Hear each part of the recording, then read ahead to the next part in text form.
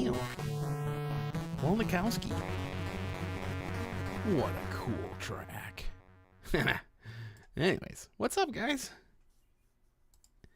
I gotta close that window before it makes more noise. Anyways, welcome. We have an Atari 7800 on the desk. Boy, that's hard to see. That's a weird LUT I'm using. It's kind of dark. Dark and gloomy. And my hat, it's too far back. It's from all that shrugging and making all sorts of weird faces. All right. The water cooler is open for people to hang out and chat on stream. Well, that does close up more. Okay, and then I gotta set up my camera there. OBS virtual camera. There it is. All right. So anyways, let's shut off the keyboard. I'm here. I promise. Sorry. Gotta put the keyboard down, get it out of the way.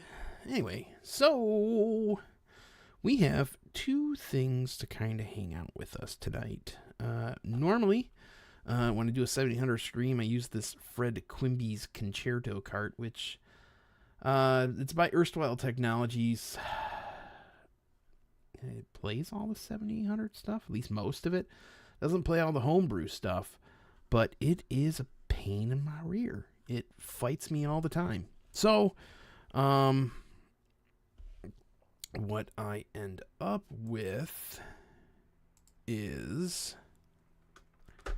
What I ended up with was this guy. It doesn't have a label on it. It really should.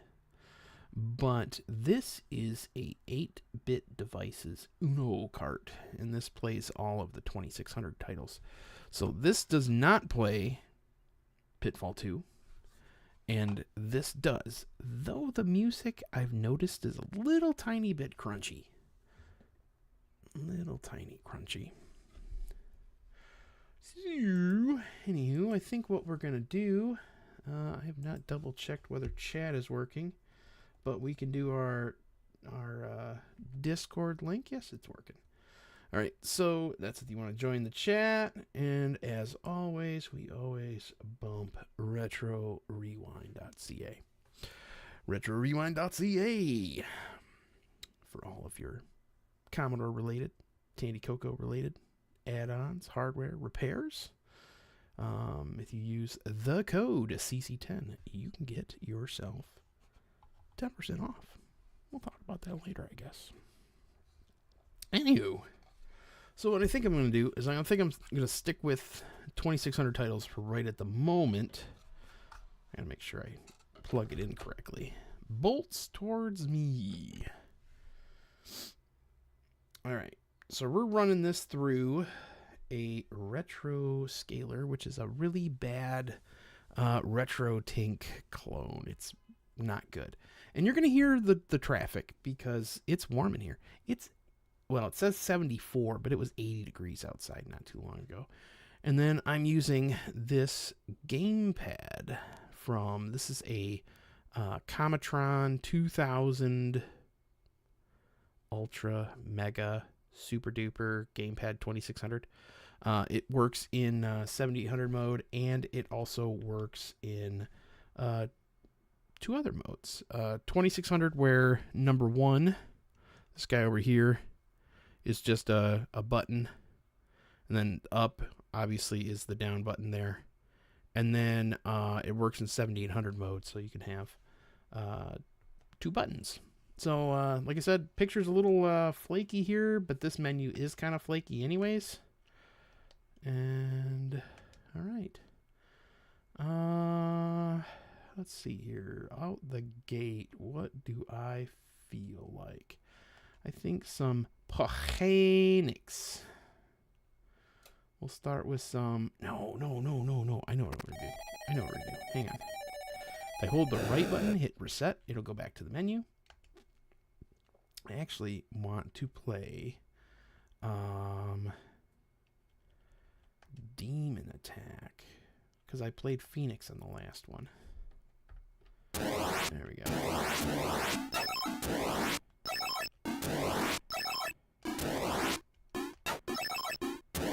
Let me know if that's too loud. It sounds fine in my head, but, you know, you never know. It could be way different for you guys.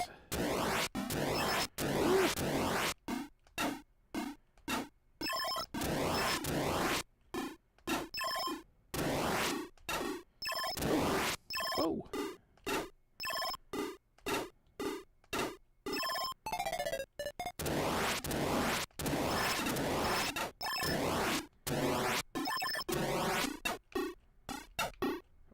I thought I hit him. Oh, I thought I hit him again.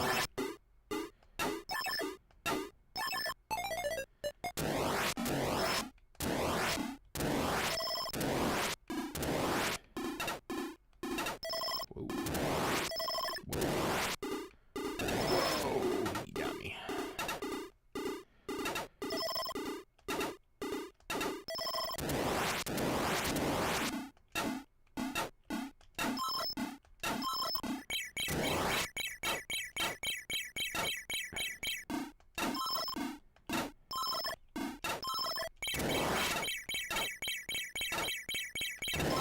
Oh, Chuck. Oh, jeez.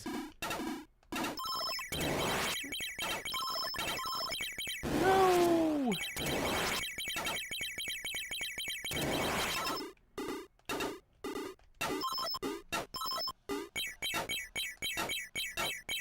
Fine. Creep.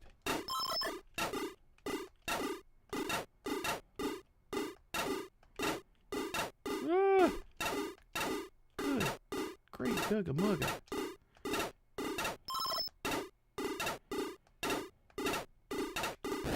Ah! Oh!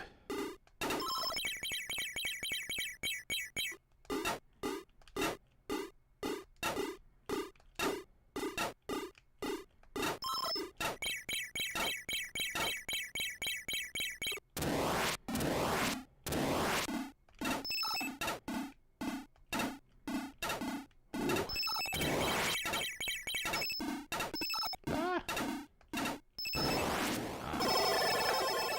That wasn't bad.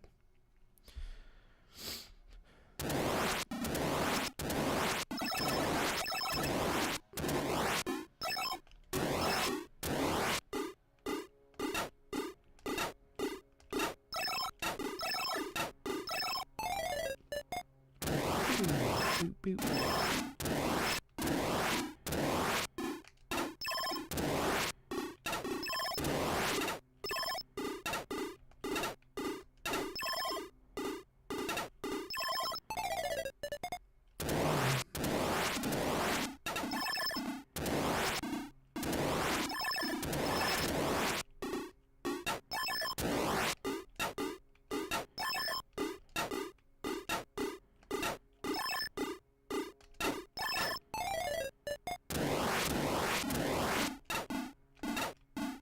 Nice.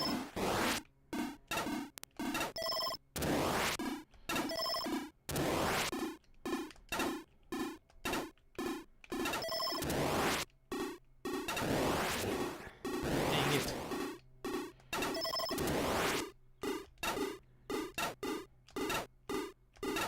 Jeez Louise. It's funny, my YouTube preview window's already way behind schedule. Bill! Welcome in, sir. Ah.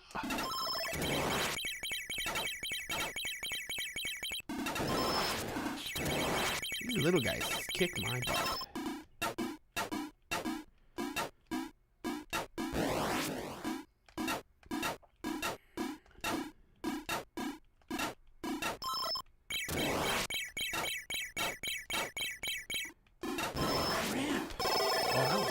Far worse. Oh, I was hitting the right button. That's not what I meant to do. All right.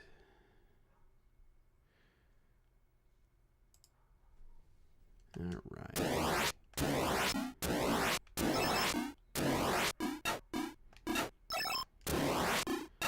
I wonder if I could just do sound output from Discord. I don't know. Do just more than mine.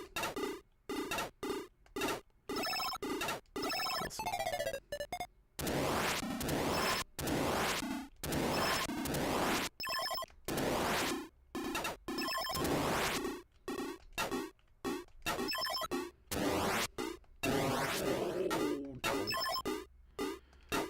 Get an extra life from this one.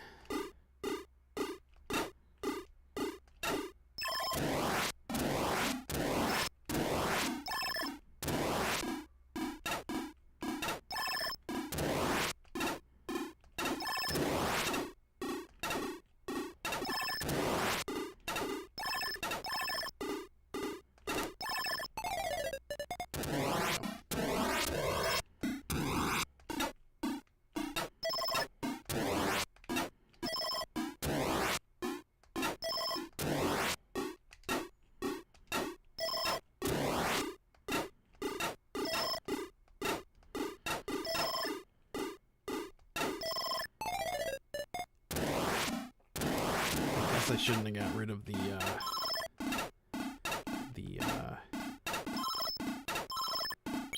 chat. Because now everybody thinks I'm just hanging out in chat. I should just rename it stream chat. Kind of like the water cooler sound better.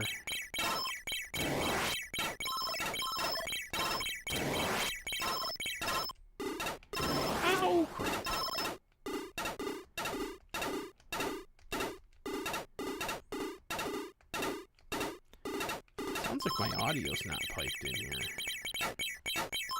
Let's see.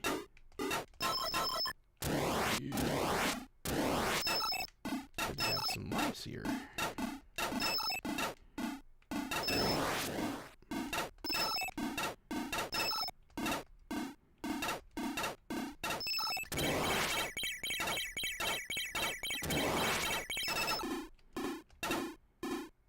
Shift. Going, Dan. Ooh, I thought I got hit there. I was wrong. Hey.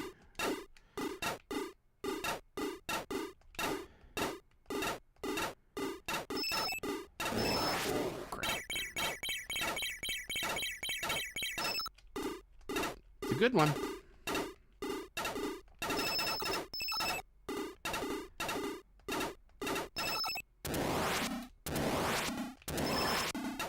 Little guys that shoot lasers now.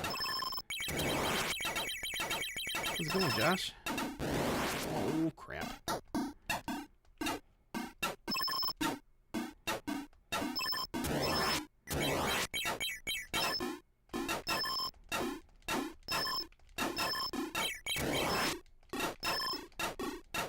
Ooh.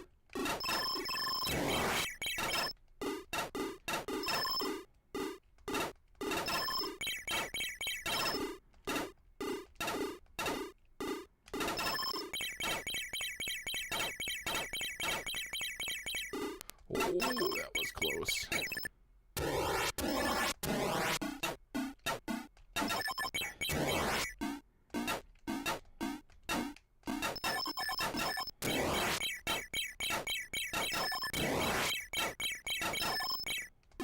Ooh.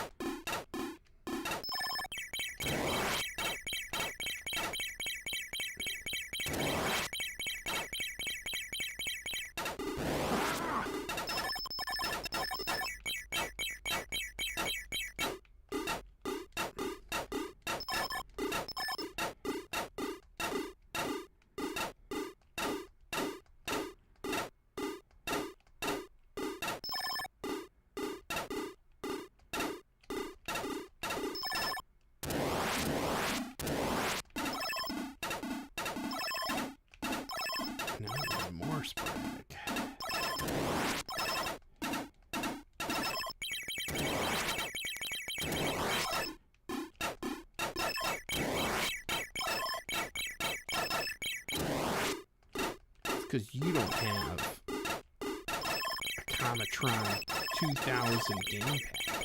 Kind of cheating.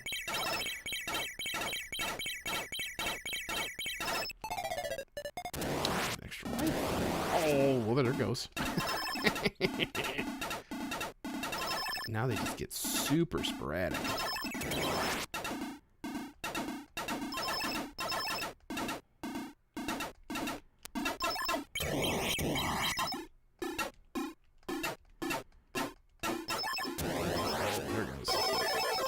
Not bad. 6220.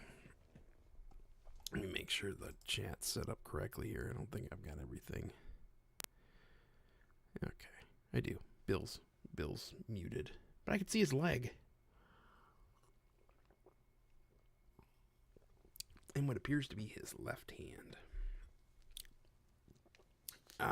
Thank you.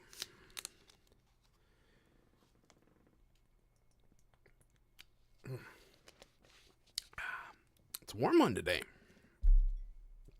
It was 80, I think almost 84 today. The Atom could be a little louder. No kidding.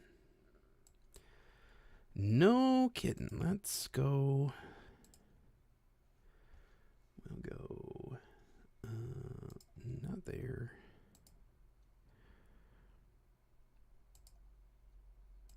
One moment, please. I wonder if I'm using the right device. Oh, no. No, I straight up turned it down. There we go. Check, check. Yeah, that's louder. Okay. Or the demons could be quieter. Ah, yes. Okay. I'm doing good. We're dilly-dallying. Oh, I can kind of hear Bill. Hang on one second, buddy. User volume. Oh. Hang on one second. I turn Discord down all the time to like 80%. All right, it's at 100%. All right, try and shoot. We'll see if we can't converse. What you working on?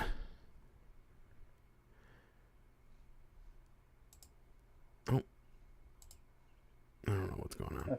Testing. Yeah, I can barely hear you. Hear that, really? Yeah, it's like you're not close enough to your mic, or you don't have enough gain. I think my mic's on. No, I guess I don't.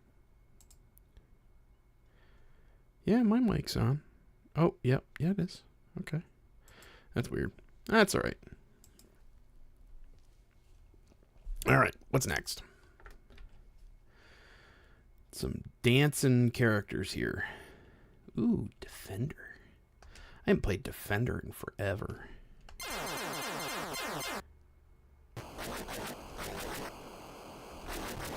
It always kind of hurts my eyeballs, though.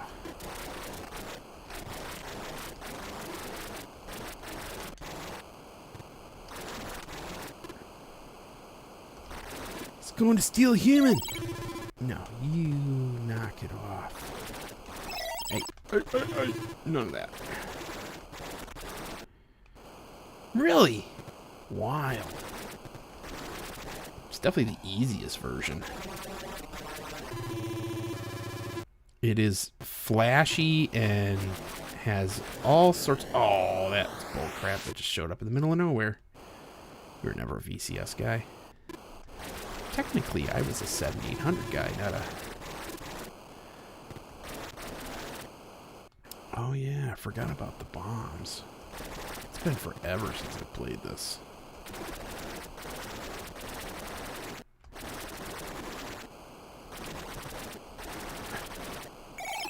Oh no, yeah. Oh, that was a perfectly aimed shot.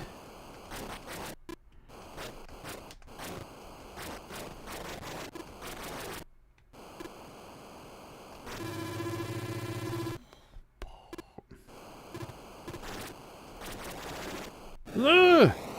Dude, perfect. Perfectly getting hit by little balls of things. Whoa, whoa, whoa, whoa, whoa, whoa, whoa, whoa. Oh, I let him die. You survived. You survived. Uh-oh. Aha! Take that. Oh, I got him. Oh, I got hit. Dang it.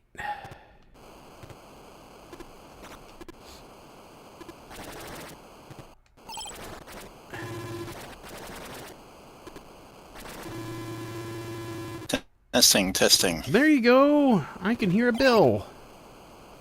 Okay. Let me switch to a headset. Yeah, that's probably a better idea anyways. It'll keep the echo from getting on stream.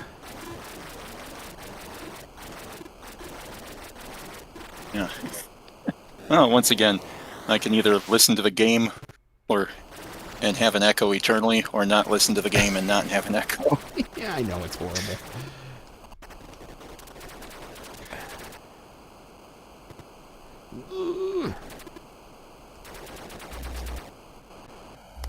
Defender. This was one of my favorite Atari 2600 games. Yeah, I was a big. And I was a big fan of it too.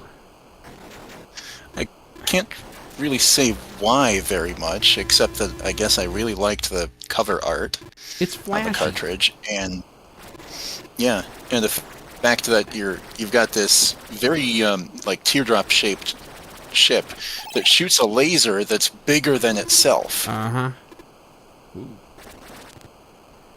Oh no, I missed. I missed. Yeah. They went Well, splattering. my challenge. Splattering to the ground. My challenge tonight is to get the serial connection working between this Pentium era vintage computer and what is it? PuTTY or Telex.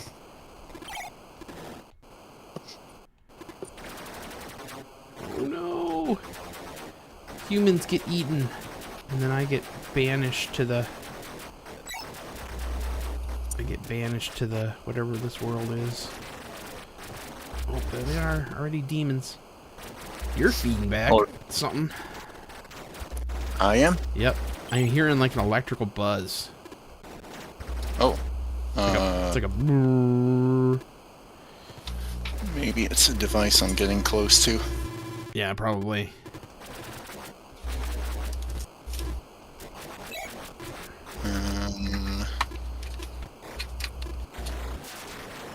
Oh, there it goes. Now I'm in the nether. I cannot hear. The nether world. I cannot hear a feedback. How was that now? Oh, it's even louder. Huh.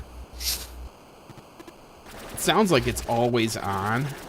But when you don't talk, Discord cuts out your microphone sound, and then the gate cuts it off. Oh yeah, I forgot. This is the level in which once you get to this state, you can never get back. You just get to fight. Oh yeah. You've enslaved the human race, basically. Oh, this is the bad ending sort of. Yes, this is like you can score points. Alrighty, you're not being a jerk for lurking. Whoa, that was close.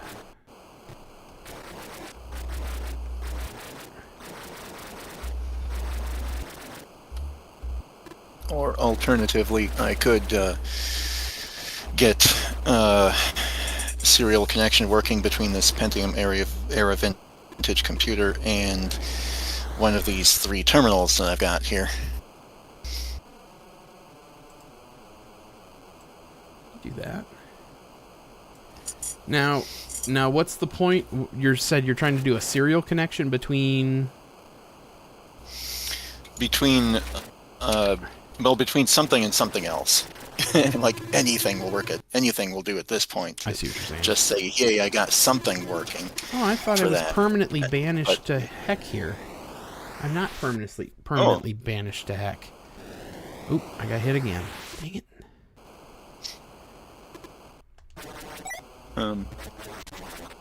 The purpose of this is to verify that the terminals will work, or not. Verify that they don't work. Okay. That's the end purpose. The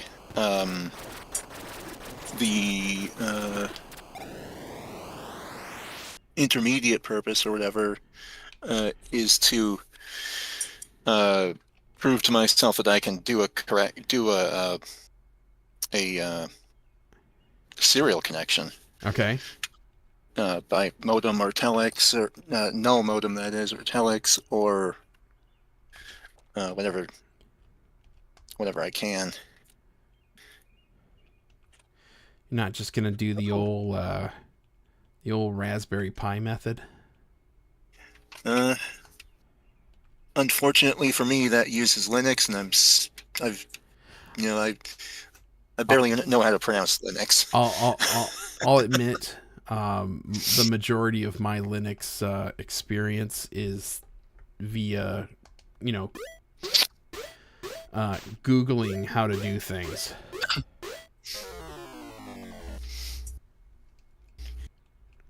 Okay, do I have the keyboard plugged in? Yes. And the mouse. Okay. So now the vintage computer is ready to be turned on.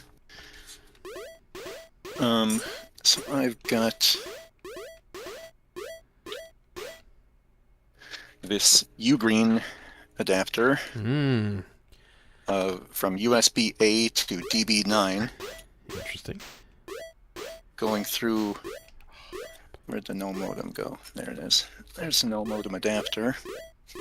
And so I guess the first thing I'm going to try is to get telex to work from DOSBox to Pentium.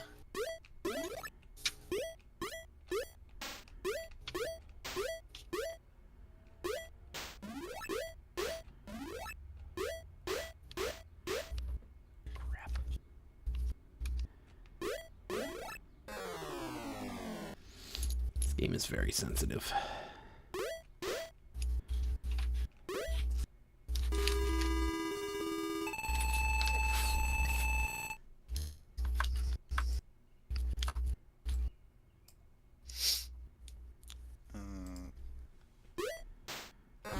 I didn't feel like I touched anything there.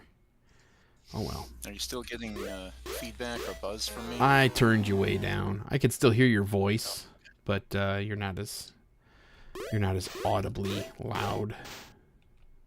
Okay. Sorry. No, If you're I fine. knew what was causing that, I would fix it. Yeah, I'm sure it's some type of just simple, something simple.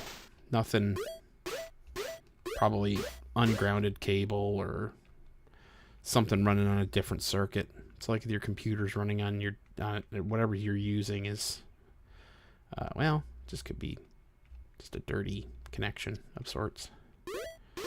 I'm assuming you're using just your sound cards.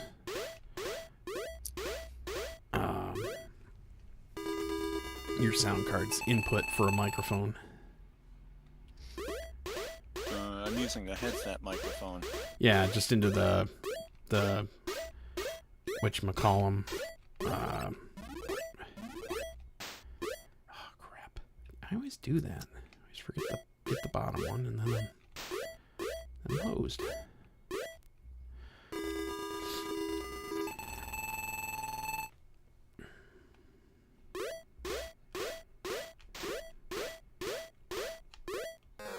Oh, dang it. I swear I'm not hitting down, but just end up doing it anyways. Oh no! The down is very sensitive on this.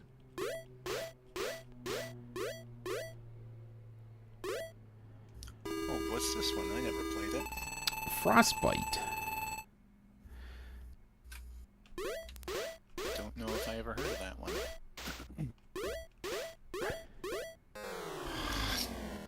Terrible at it, as you could tell.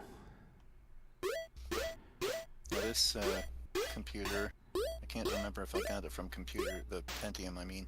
Can't remember if I got it from Computer Reset or locally, but it came with a SideQuest drive inside it, which is a type of super floppy. Yeah, it's like a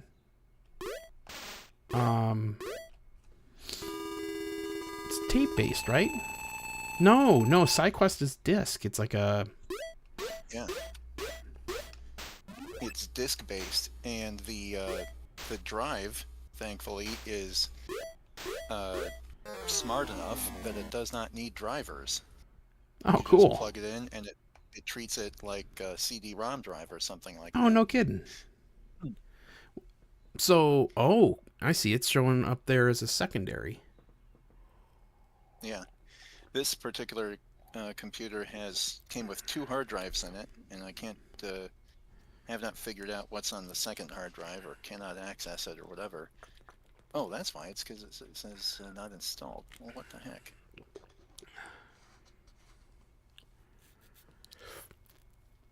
Oh, burned out treatment, man. Stream boo.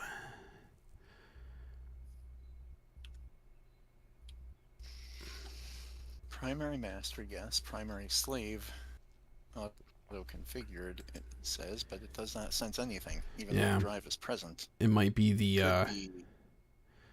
it could be the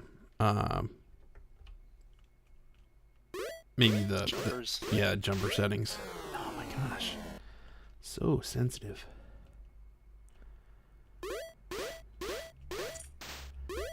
Oh, I can see that the data ribbon's plugged in. I can see that the power Molex is plugged in, and it looks to me like the jumper is set correctly.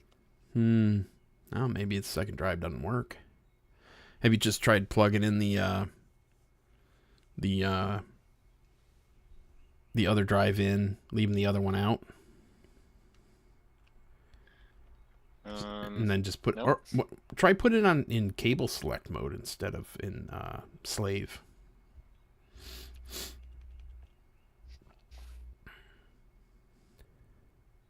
That's a jumper setting. Oh, right.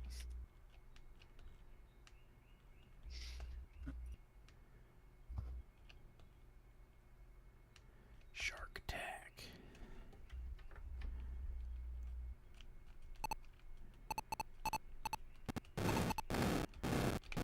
Doesn't have an option printed on it for Oh, really? cable select.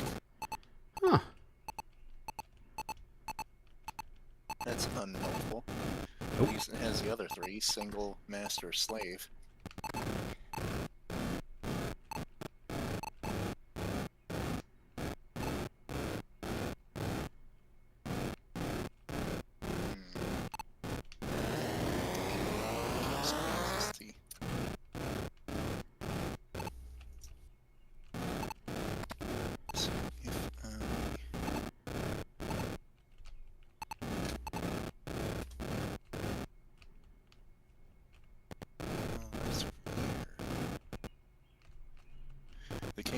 It's set up so that the slave is actually the master, but the jumpers are set up so that the slave is the slave. So I'm not sure which one of these is being recognized.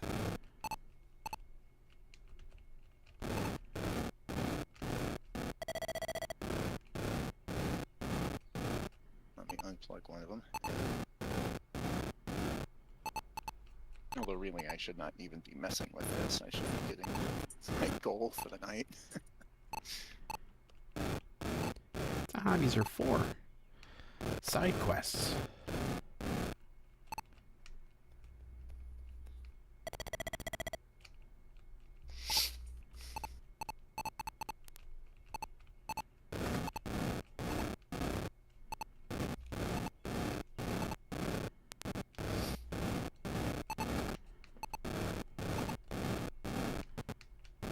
Stuck.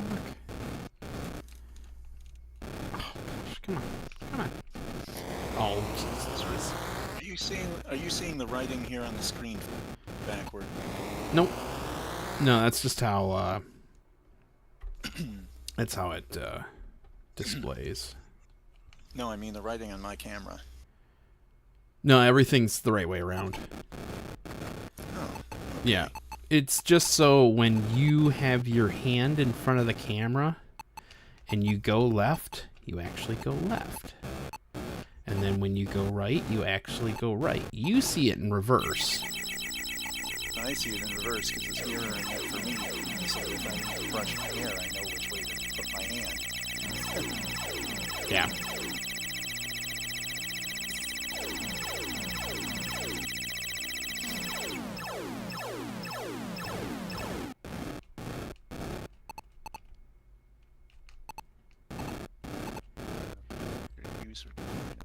I wonder what's more deadly than the shark in this game. Oh, crap. Dig the font. You're back. Fair enough. I'm in trouble. Son of a gun. Let me out.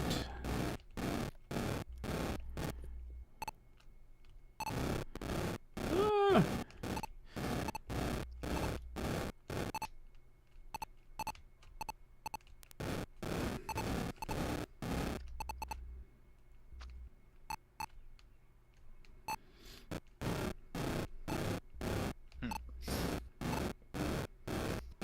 Well, fortunately, unfortunately, it doesn't seem to be recognizing the slave drive at all. But fortunately, I came prepared for that too, with my IDE to USB adapter. Hmm. This is Shark Attack.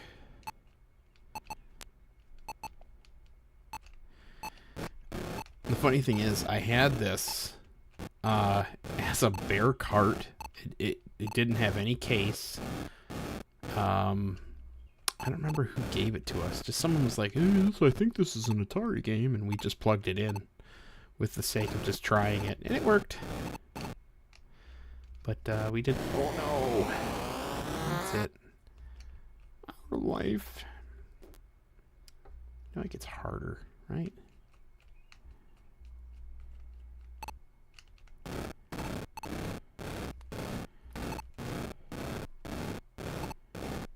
Oh, that was close.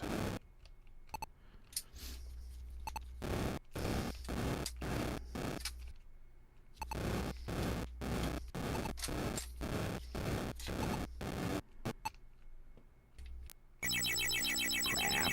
I'm in trouble. I knew that was coming. Son of a gun. Not too greedy. I don't even know what the heck that is. Because it's like... Oh, I'm stuck. Gosh.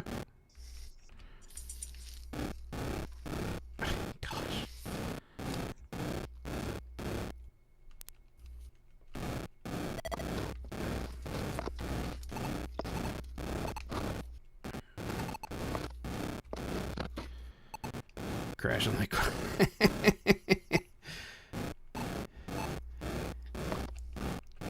My grandpa, he would come over and cut my hair when I was a kid.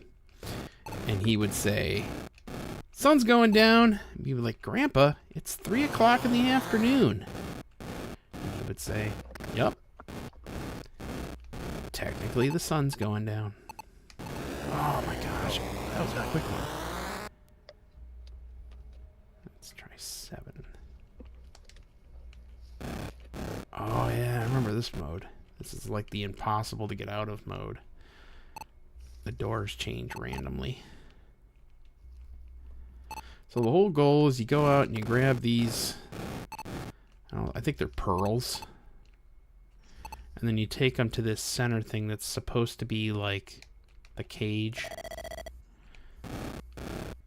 But you gotta be careful with those doors when they open and close.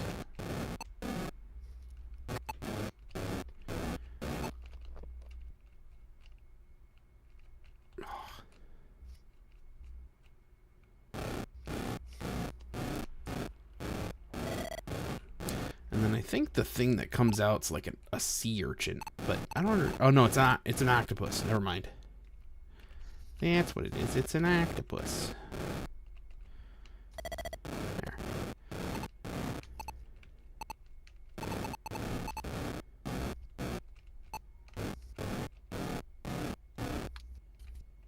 Oh, Ben. Thank you. Ooh, I went the wrong way.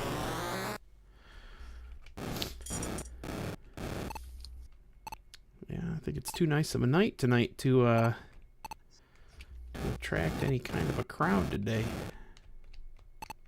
It's gonna be, I think summertime that is like that for streamers. Or maybe they saw that I was playing 2600. No, that's alright, man. Don't worry about it.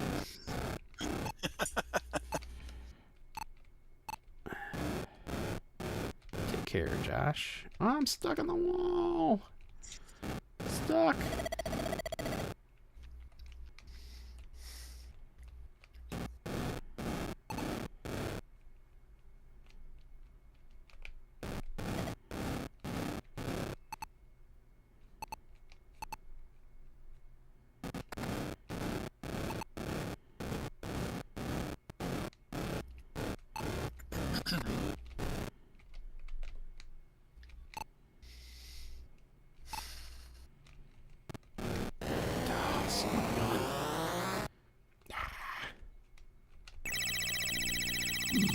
Stupid thing.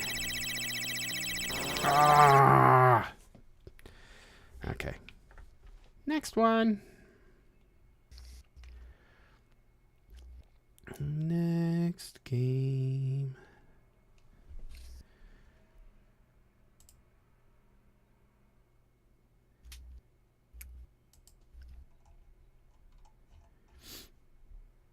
All right.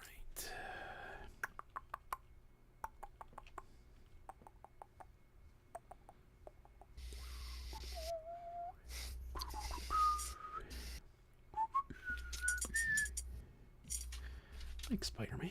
Spider-Man will work.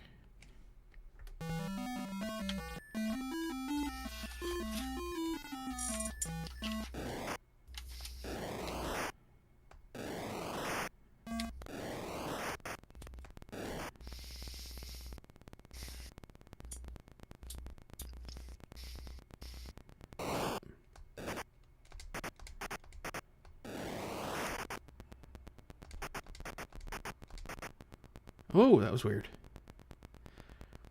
Screen flashed.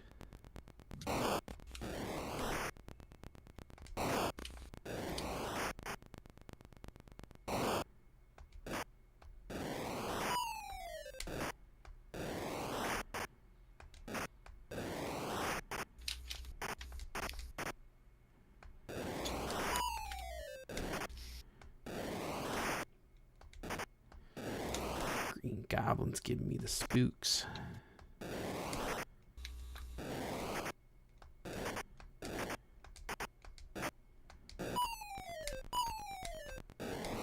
Crap. You know Sattinger's Law? What's that? Do you know Sattinger's Law? No, I don't. Sattinger's Law is it works better when you plug it in. Oh, yeah. I'm sure that does. And ever since I got into vintage computing, that's the biggest thing for me. It's like the Occam's razor of electronics. Yeah, and the second thing is its corollary. It works even better when you plug it in correctly. And then the second corollary, if you will, which is it works even better when it's plugged in correctly and turned on. Exactly. I'm wondering why my modern IDE to USB adapter won't turn on. It's because it actually has two switches. Or actually, no, that's not two switches. That's a backup button, which I keep thinking is the power button, but it's not.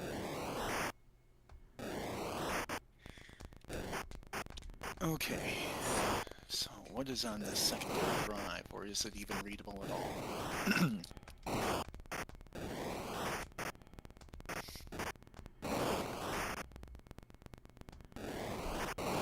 Loading, loading, loading.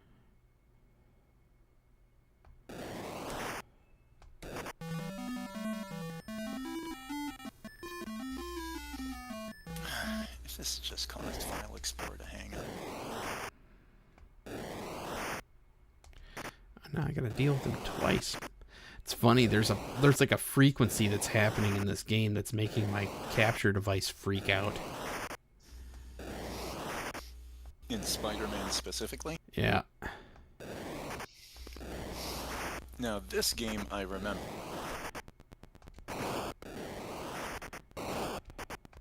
It was like, to me at least, a much more enjoyable version of Donkey Kong or Elevator Action in the sense of scaling and building.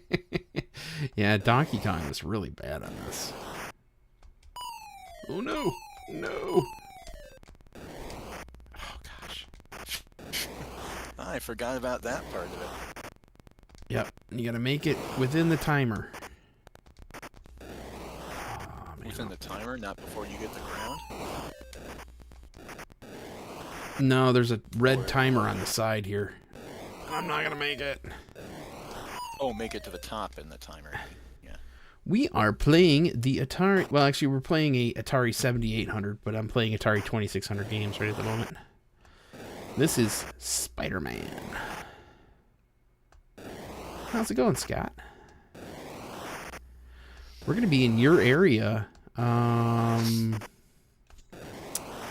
the end of July.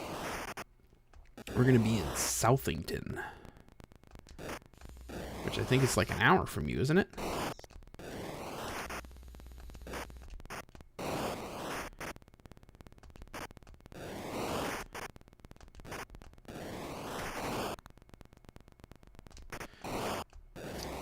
It's like 45 minutes outside of Akron, I think.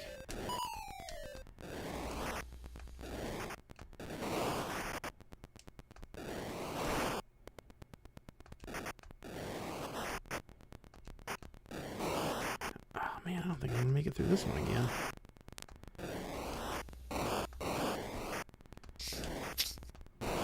Nope, made it. East of Ravenna. Got it.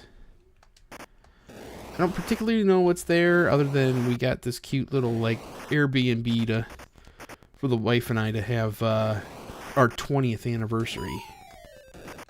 Wow. Yeah. Congratulations.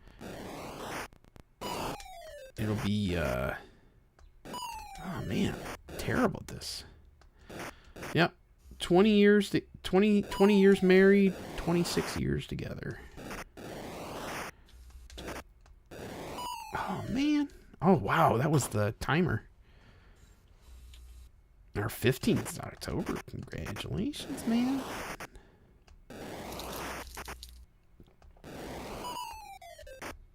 Yeah, this game does not like my capture card does not like this game. Go, man. Go, Spider-Man, go.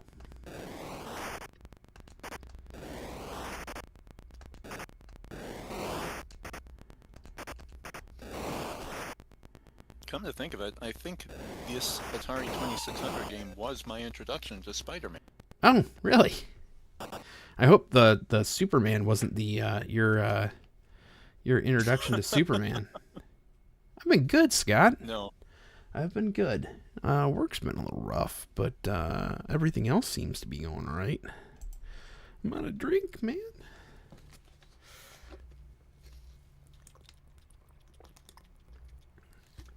Aside from work, everything seems to be going all right.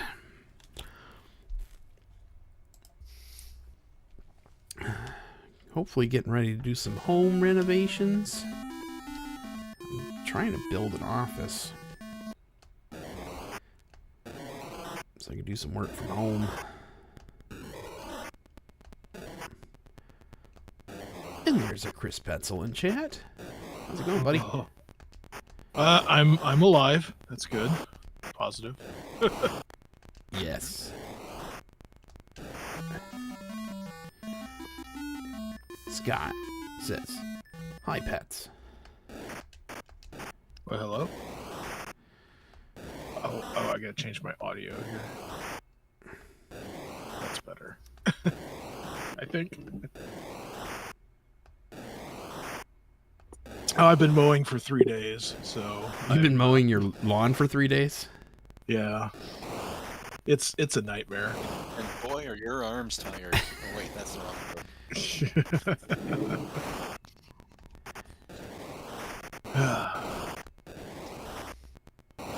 Don't hit me. My yard is like a very thick-haired person. At least the front part. It's like the grass is just insanely thick for. Well, I know why, but and it just the mower stops, and then I have to restart it, and then it stops, and I have to restart This it. property's not that big. It's not. No, it's you- mowable. It's Yeah. push mowable. You're only like 1/10 of an acre, right? No, it's above water. It's like Oh, yeah. 3/4 of an acre. Okay. But the front yard is the hard part, and it's like, I don't know, maybe 1/4 of an acre. How warm is it by you today? Oh, very warm. We got 84. 84. We had 84 today too. Oh, Nice. this thing's spazzing out. This game is making the capture card reset. Every once in a while, I keep seeing no signal flash across the screen. Oh, I see. Upshift said you should get a mower. Maybe a riding mower? Is that what it says? He's being silly. Oh. No, I'm thinking. I just bought a self-propelled push mower because I wanted to push. I need some exercise. I haven't mowed in a few years. That's why it's. I've had somebody mowing for the past few years. That's why it's like such a new thing right now. And it's not like 15 years ago when I moved here, the yard was not like this. It was not this difficult. Or I was 15 years younger. Maybe that has something to do with it. But it's just been it's crazy. I've had people come to like hire to mow, and then after they mow once, they're like, "Your yard is too difficult to mow. I'm not going to mow it." Whoa. Yeah, it's That not would big. be It's bad. No, it's not big. it's just weird. It's like spongy.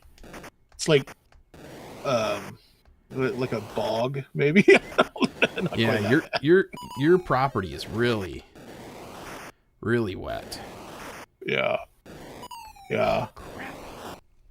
So I had a guy mow, and he did a great job, and he would literally, like, if he could fit it in between rainstorms, he would do that because he knew how difficult it was. But I just can't afford to pay him anymore, so so I'm doing it myself.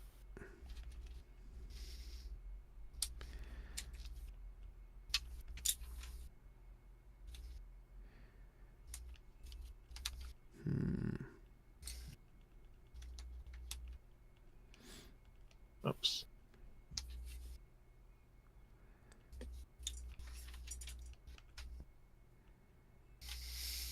Well, I'm sure we're an hour into it now, and I'm not even at step 1 yet. You can do it, Bill. I'm here Well, I until can do it. It's just not... I'm here at least until I'm not playing Super Baseball. No way. Drezu, if you're talking about a self-propelled mower, if you don't have one, it is really a game changer. I mean, it's when I act in the higher parts of my yard, it's awesome. I just walk along and it mows. That you don't have to you just kind of gently push it. It's really nice. I wish mine was like it was when I was a kid. I had a Toro, and it had turtle, and then it had rabbit speed.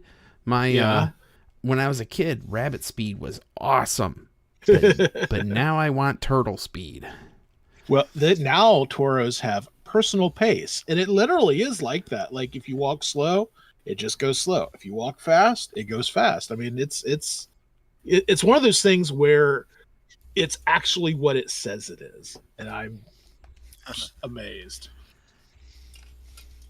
Have you played the space shuttle game yet?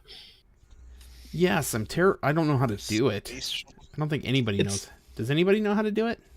I did. Well, I on the Atari, it's different than the Commodore 64. Yes. I played it this last weekend on the 64. Okay. And I got all the way. I was doing the simulator. So there's different things. There's like basically let the thing fly itself. Then there's simulator mode where you don't die, but you get warnings and error codes, like if you would have died.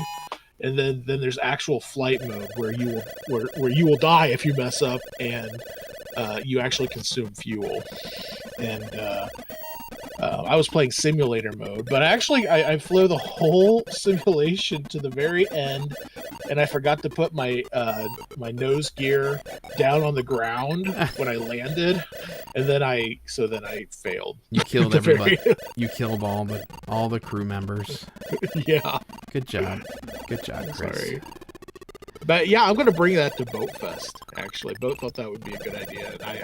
I think it's if you know what to do, that is actually kind of fun, and it's not too hard if you know what buttons to press when, and kind of what way to push the joystick when you need to push it a certain way. So I'm gonna bring that to Boat Fest along with the Wackadoodle. But I don't know whether I'm going to do the Commodore 64 version or the Atari 8-bit version of the Space Shuttle game.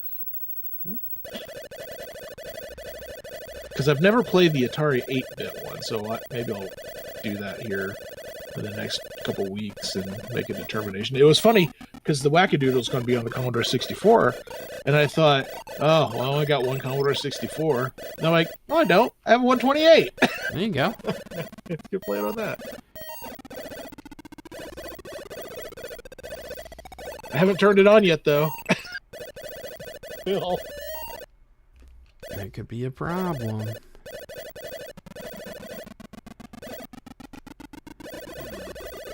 It appears the slave drive in this Pentium be dead. Which is Common? not a bad thing. Well, what is this? This is a Western Digital 24300 caviar.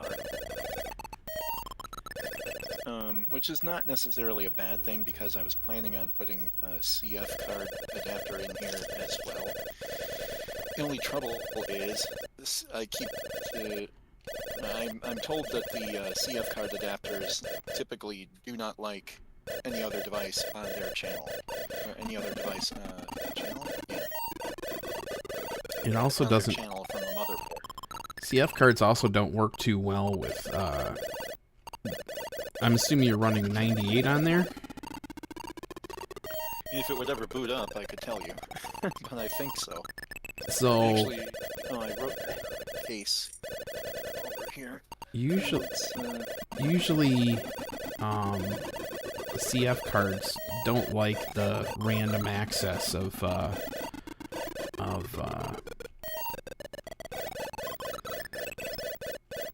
98 and 95. I tend to find it not as problematic. Oh boy. Oh wow. And I had then no idea it was specific. well, it's because 98 does a lot of stuff in the background, where 95 was not necessarily in that mode yet. Oh no! Oh no!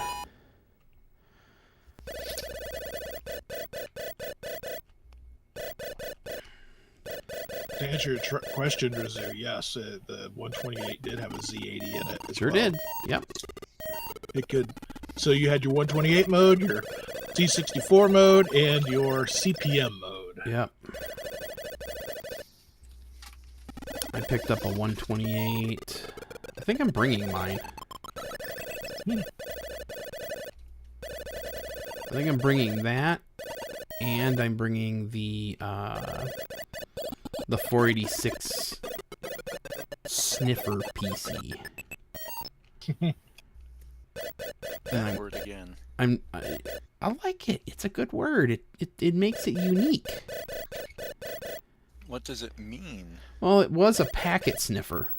It was a network packet sniffer. That was its original function. It wasn't ever meant to have an operating system on it. It was meant for the it was just meant for the system to run on a network and sniff packets. 128, the last computer you will ever need. So, what does that mean, a packet sniffer? I I know what a packet is, but what do you So have to sniff about it? so think of it like a early firewall. So it would basically, well, Petzel would know more than I would. Yeah, so with a packet sniffer, one of the things you can do is monitor network traffic, see what's happening. And then the other thing you can do is for diagnostics.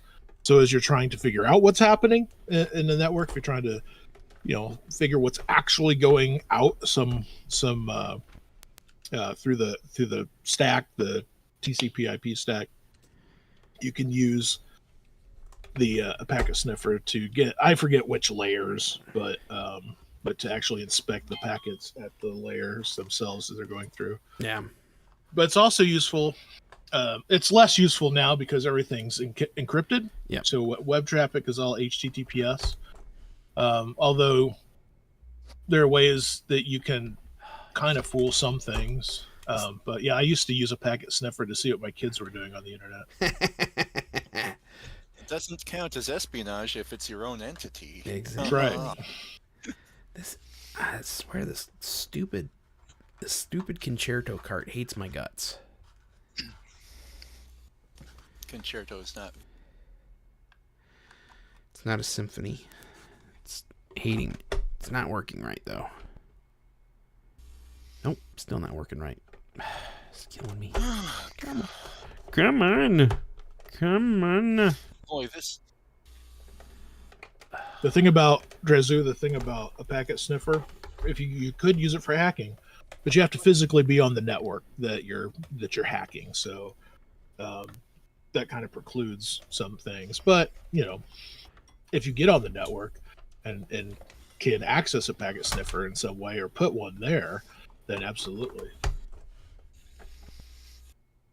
Still nothing. Dang it. Off the driver. All right, I'm going to be right back. Inconveniently dropped it. Yeah. I took off the driver, jumper, master. Oh, you're not close enough to your mic. It's right in front of my mouth.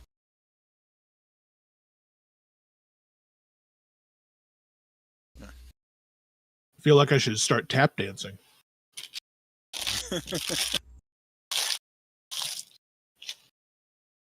Munch, munch, munch. Oh, did you hear that? Yeah. Sorry. People can't hear me, but they can hear you there. I've been watching my little green box or my little green outline, and I haven't seen it, but apparently I was too close this time. Yeah, the Space Shuttle game is a lot of fun. Oh, go ahead. I had Rice Krispie treat here and Welch's fruit snacks. Oh, dessert. Well, at least the fruit snacks won't go snap, crackle, and punch. Ah, that's interesting. I have lemonade too. Well, I guess it's summer, right? Yeah, I like to make my lemonade without any sugar at all now.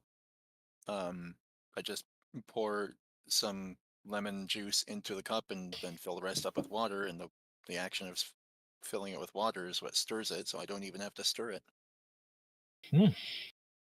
That's going to be pretty sour. Well, I guess I'm used to it, but it doesn't taste bad. Oh, yeah. It's just, I mean, lemons, of course, have natural sugar. It's just missing the cane sugar. I generally enjoy which also kind of. makes it feel, which also makes it feel less guilty, for sure. Oh yeah. Yeah, I don't drink sugar or use sugar anymore. I use what's worse, artificial sweeteners. But they don't kill you like sugar does with diabetes.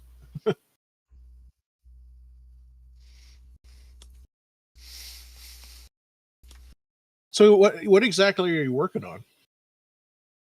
Oh yeah, you came in late. So what I'm trying to do tonight, I've got this Discord, and what I'm trying to do is I've got this Pentium era computer, and I've got 3 terminals, and I've got my 2 modern laptops.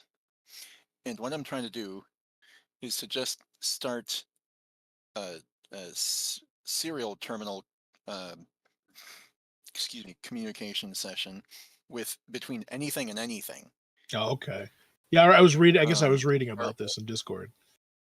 Yeah, I'm trying to ultimately be able to test the terminals, but since I haven't done this except with one other case 3 years ago when I was fixing my fixing my compact portable one um, by echoing its screen onto another uh, computer, another vintage computer even, so I didn't even have to deal with DOSBox. There we go. I haven't figured out how to make it work since then. So anyway, so I've got this Pentium era computer, these 3 terminals, and my 2 modern laptops. So I want to get DOSBox. I can use Telex in DOSBox, but I'm trying to get something to work with something. And right now, the mystery that I just sort of solved was how do I get the Pentium to boot up properly when the slave drive seems to be non-functional now. But since I removed the jumper and inconveniently dropped it into the computer case, Oh, jeez. which eliminates it anyway, now it's booting up properly. It seems that the slave drive is just non-functional now. If it is, Yeah, you that's said it fine. was a caviar drive. That's really old. Like from I wouldn't expect that to be running anymore. Well, presumably the master hard drive is also a caviar. Caviar. I'd definitely go buy some lottery tickets tonight. Very fancy. Oh, crap.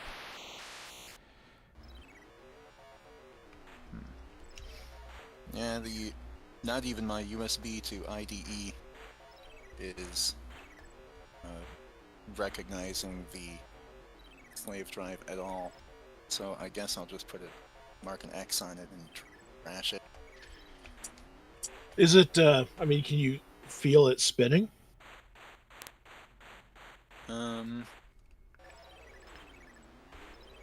I don't think so. Actually, It's not a Like- official recommended way to get them going, but you can take it apart and spin the drive and see if it starts up. I've literally saved a drive before that way. Hmm. I mean, Well, once you crack it open, it's not going to keep running. But if you need to get some data off of it, which if you don't know what's on it, obviously you don't. But no, not worth it. it's kind of Usually. fun. This is not my original computer. I got it from somebody else secondhand. So, oh yeah, it was running because I unplugged the Molex now, and now that drive stops moving. So, oh okay. well, big deal. That does mean that I can maybe use the CF card adapter, but that's another day. At least now I've solved that about that. And where's the marker so I can big X. Crap. Yeah, I'm in trouble. I'll extract that from the case another day. And now that I've got Windows 98 moving on here, what do I want to do? I want to copy telex onto it. LX onto it. Telex. Where's my floppy? Over here. The thing is, not a problem, but a minor frustration to me is that you can only attach, there's only 2 IDE channels, and you can only attach 2 devices to each of them. So if you have 2 hard drives, and a CD-ROM drive, and a SideQuest drive, well, then you can't put a CF card adapter in, you know? Well, you might be able to put another IDE adapter in there. I don't know how. There's no other port on the motherboard for it, right? Well, are you working off a laptop? No, it's desktop, right? This It's a Pentium one desktop. is a desktop. Well, if you have an open slot somewhere, then you could probably put just an IDE adapter card on it. Yeah, Oh, you mean an expansion slot? Oh. yeah. I have an expansion slot if you want one, Bill. I mean, you won't. You'll need it before I can get it to you. But I have a ISA IDE slot or IDE controller. Oh, okay. Yeah, and it should. I mean, if it's plug and pray, at Windows 98, it if you put a drive on it and you've got all your jumpers correct, it should just show up as a drive. I mean, I would start with the expansion slot with an actual hard drive to make sure that all that part of it's going, and then you could later swap that with a CF card once you know the expansion card is working as expected. But yeah, man, I've can we say pimped out still? I've pimped out some stuff with extra. That's inappropriate, Chris. cards. Watch your mouth. Sorry. Oh, son of a gun. Wouldn't be the first time you've deleted my comments. Oh, you're not that much of a troublemaker. I try not to be. This guy sucks. Both those guys suck. Well, sometimes you say something and you don't really think it's something bad, and then it just kind of goes bad. You're like, oh man, I didn't really mean it that way, or I didn't mean it to. You don't think about everybody else. Sometimes I don't. I am of the male variety, so we are prone to saying things that are technically inappropriate. We've done that pretty often.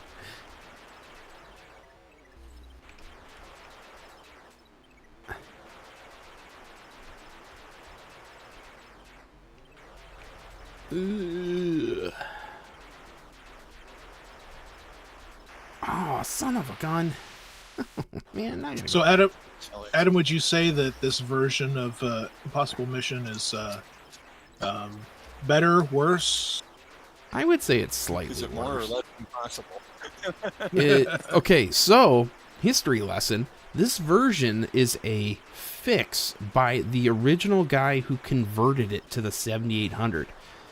The original guy in the 7800 converted it over, and then Atari told them, hey, you need to cut this down into, say, I don't know, I think it was something like he had to go from like a 16K version to a 12K, and he accidentally buried puzzle pieces behind the computers here. Oh no. Yeah, so pieces ended up behind the terminals. So he went out of his way about 10 years ago and reprogrammed the entirety of 7800 Impossible Mission. So this is the ROM for this is called Possible Mission.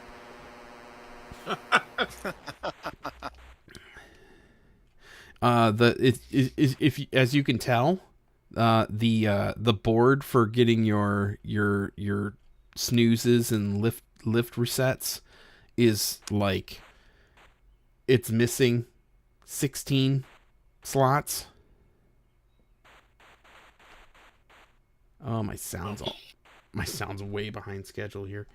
Let's see if I can't disable this and then re-enable it. Deactivate. Activate. That's better. It's closer.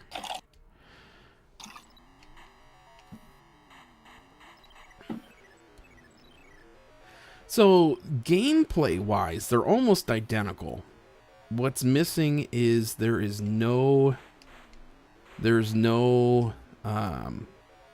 voices, so you don't get to hear him say, stay a while, stay forever. And the overall, this is a turn it down type experience.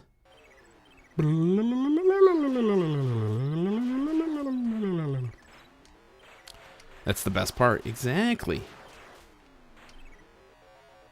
Oh, man. Swiper, no swiping. Oh, jeez.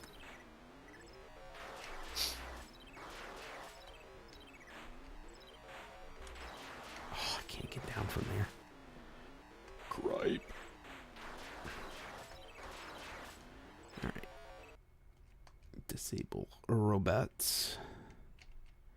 No, the best part of this game is the puzzles. I like doing the puzzles. I've never beat this version before. I've beat the C64 version a whole bunch, but never this version. Be right back. You guys see a Kickstarter about Transformer comics. What are they doing with Transformer comics? Ugh, he's gonna chase me. Whoa! What are they doing? Obviously, are they maybe bringing back the original comics? Whole collection compendium in like one book? That would be cool if it was all in one like hardback book. Oh, the original comics themselves. Okay.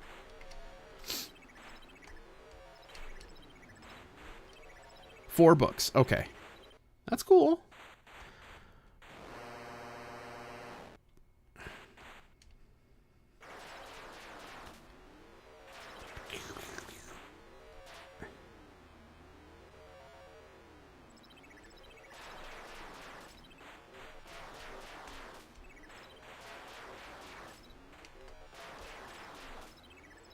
Nice.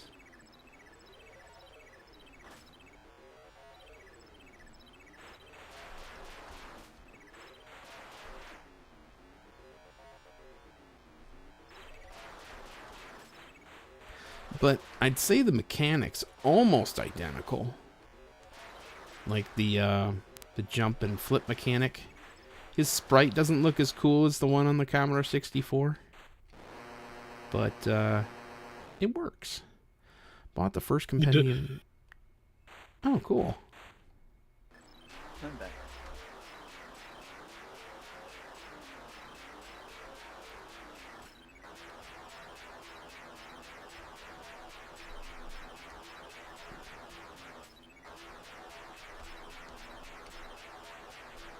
Oh, that guy's a jerk.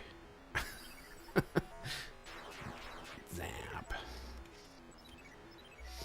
You forget how long it takes to read and write Yeah, in the. I mean, today the limit factor megabyte you're breaking up, Bill. You're breaking up. testing. Yeah, I think it's the sound deadening is cutting you off at the same time. Well, yeah. Today the limiting factor data bytes or gigabytes, but doing it to a floppy factor number, because each file name has to be to the FAT, I guess.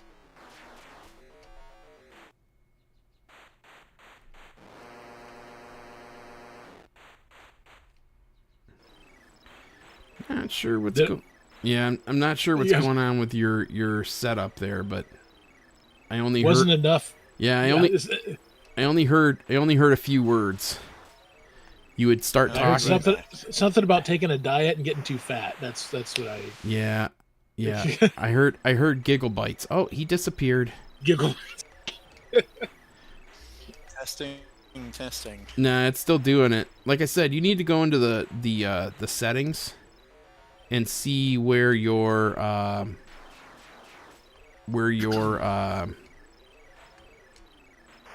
son of a gun.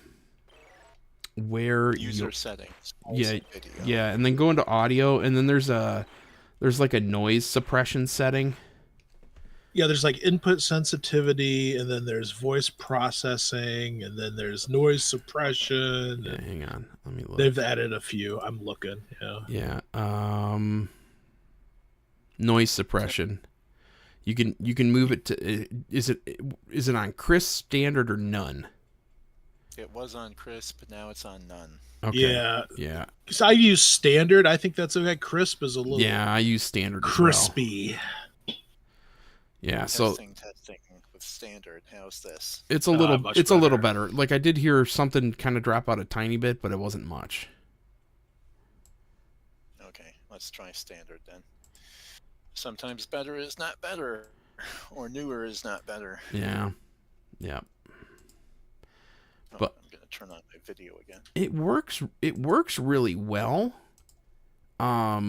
Surprisingly, like I said, you had like a constant hum, and it was cutting that out, and then you'd talk and then you'd hear it, of course.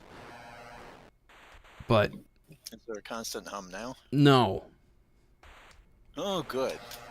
I've finally stopped ruining your live stream. I don't care. All right. Anyway, what I was saying was, today the limiting factor of speed transfer is how many megabytes or gigabytes. And but when you're reading and writing to a floppy disk, the limiting factor of speed is how many different file names are there. I never even And thought of maybe it it's that way. because- Yeah, well, I'm transferring telex here and on a floppy disk, and it's big enough that I've got to do it on 2 disks. And I've got how many files is it? Like 100 or something like that. I don't know why, but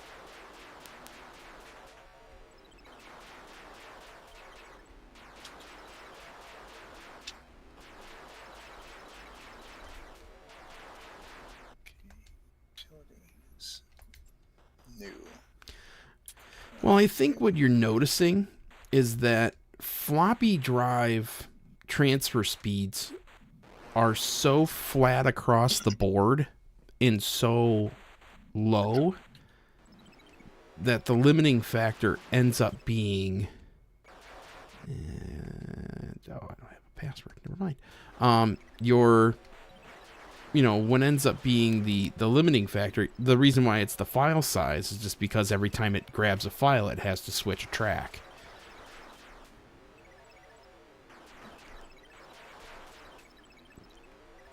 Well, maybe it's not. It's either. But, yeah. I always find that, this is really goofy. Whoa!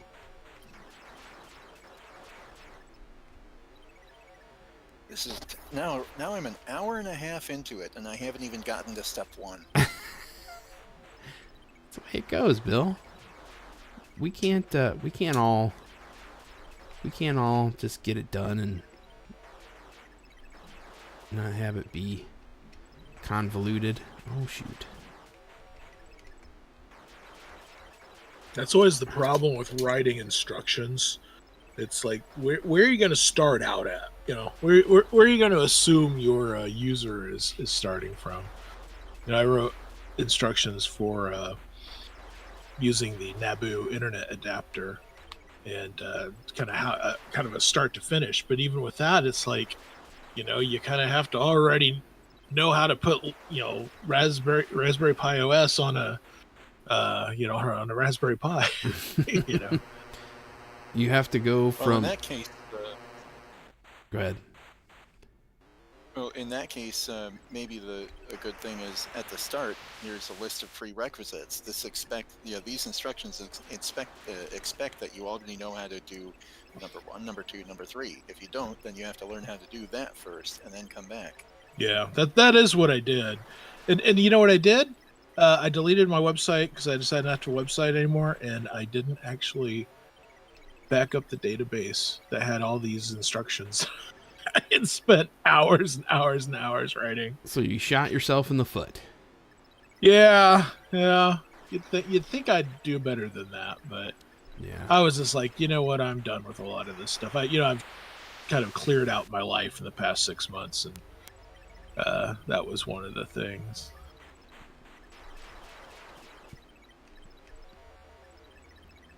But I'm trusting the Internet Archive actually has it. So It my might. site was archived by the Internet Archive. So in fact, I'll just look at that while we're here. You should get all that stuff backed up.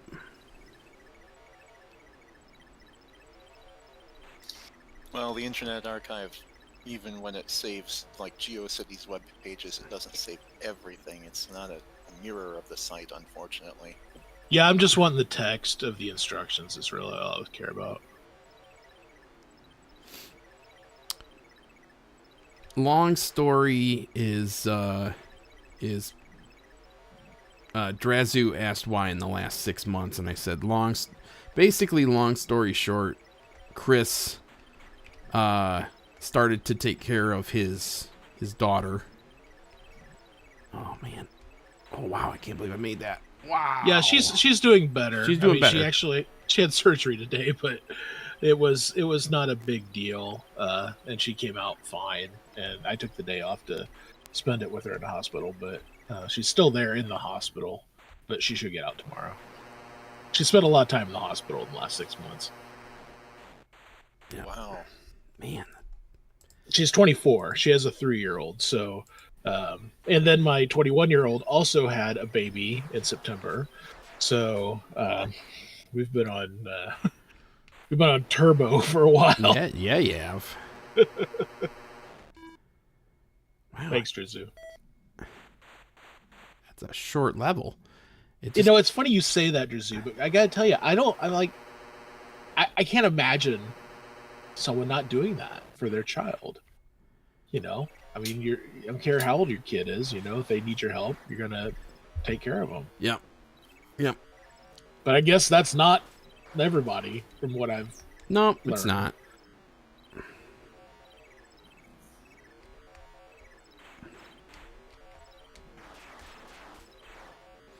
It's not everybody. I remember. Oh gosh. That was like perfect timing. Zapped in the head. Oh, that's an error. How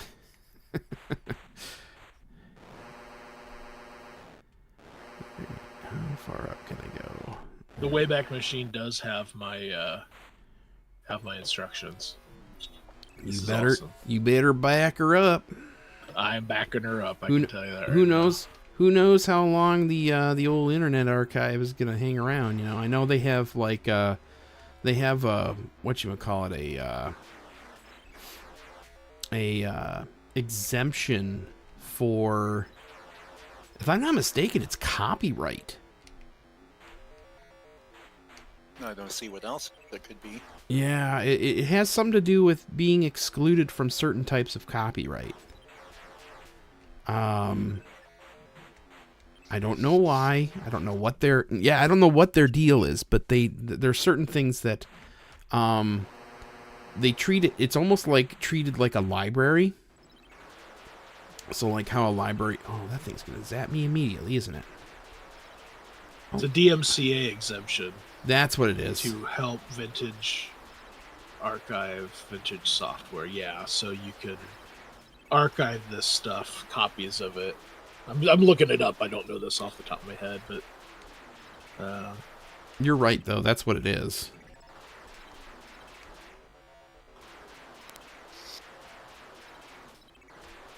When I worked for a web hosting company, you know, it had to be DMCA compliant, but all you had to do was have a policy. It didn't say what your policy was. So I had the most simple policy possible, you know, notify us and we'll notify the host, the customer of the hosting. That's it. I before E always. We won't use stuff. Oh, sweet. That's exactly what I needed. This might be the first time in history that I get to beat this game on the 7800. I guess I'm not counting my chickens before they're hatched, but nothing here. Yeah. Bark, bark, bark.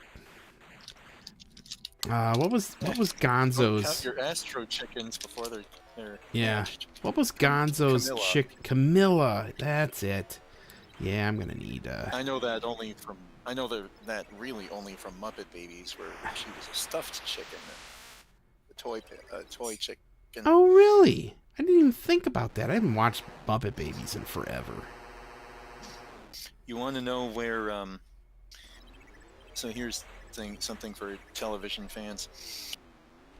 In the early '90s, everybody had a little kid version of their intellectual property. You could make a list of probably easily 20 of them. Tom Okay. and Jerry Kids, Tiny Toon Adventures, I don't know who else. Flintstones Kids. That all began with Muppet Babies in 1985. And the only reason that Muppet Babies existed was because of one fantasy scene in the 1984 movie, The Muppets Take Manhattan. Oh yeah. Where there is a scene where Miss Piggy is fantasizing about if the group of Muppets had all known each other when they were babies. Mm-hmm. And in hindsight, not in hindsight, the first time I saw that, I thought, oh my gosh, they actually decided to turn the cartoon into a shot in the movie. That's incredible. They did an incredible job adapting that. No, it was actually vice versa. Yep. Yep.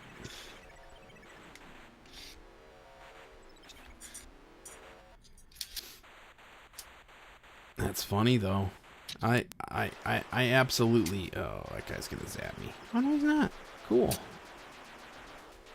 That guy's not gonna zap me either. Nice. Drummer has raided with a party of one. As Ice Turbo would say, raid. Yep.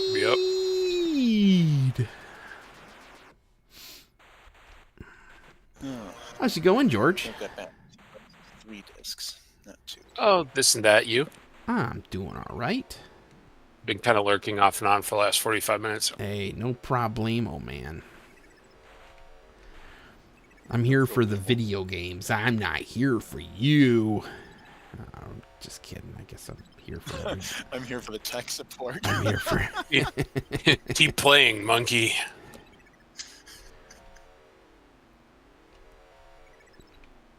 Whee! I think I have 2 snoozes now. I do. So I can go back and get that thing I missed. How much time do I got? I got 2 hours, right? Someone look up and see what the end time is for Impossible Mission. It's either 5 p.m. or 6 p.m. I can't remember. And of course there's nothing there. I should have went to this thing first. Oh, and there's nothing there.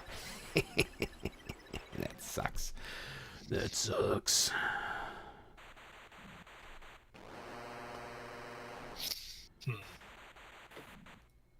I think it's right on the is he a zapper? Nope, he's not. He's just a follower.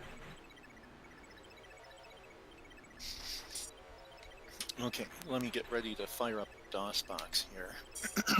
So on my main laptop, I'm having the Discord here and the conversation with you guys. On my secondary modern laptop, I've got DOSBox.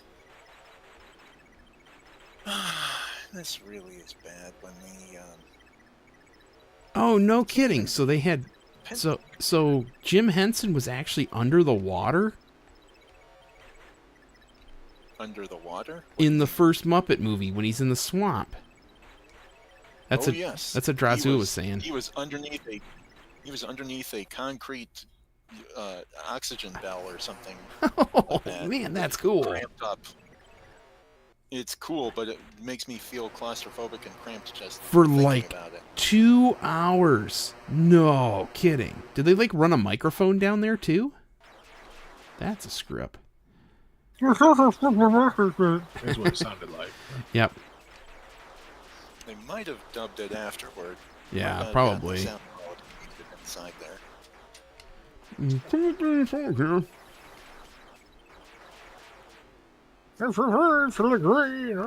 I can't remember how that song goes. 'Cause I Oh, was saying if I only had a brain. you're, But that's not you're thinking the lovers, the dreamers, and me. The Rainbow Connection. The Rainbow Connection. Oh yeah. Some say that somebody. Oh, dang it! I was on the edge of the platform, couldn't press down. All right. Who said that every wish be heard and answered when wished on the morning star? He's taking it. He's taking it to the whatchamacallit level. You've taken it to the Sinatra level.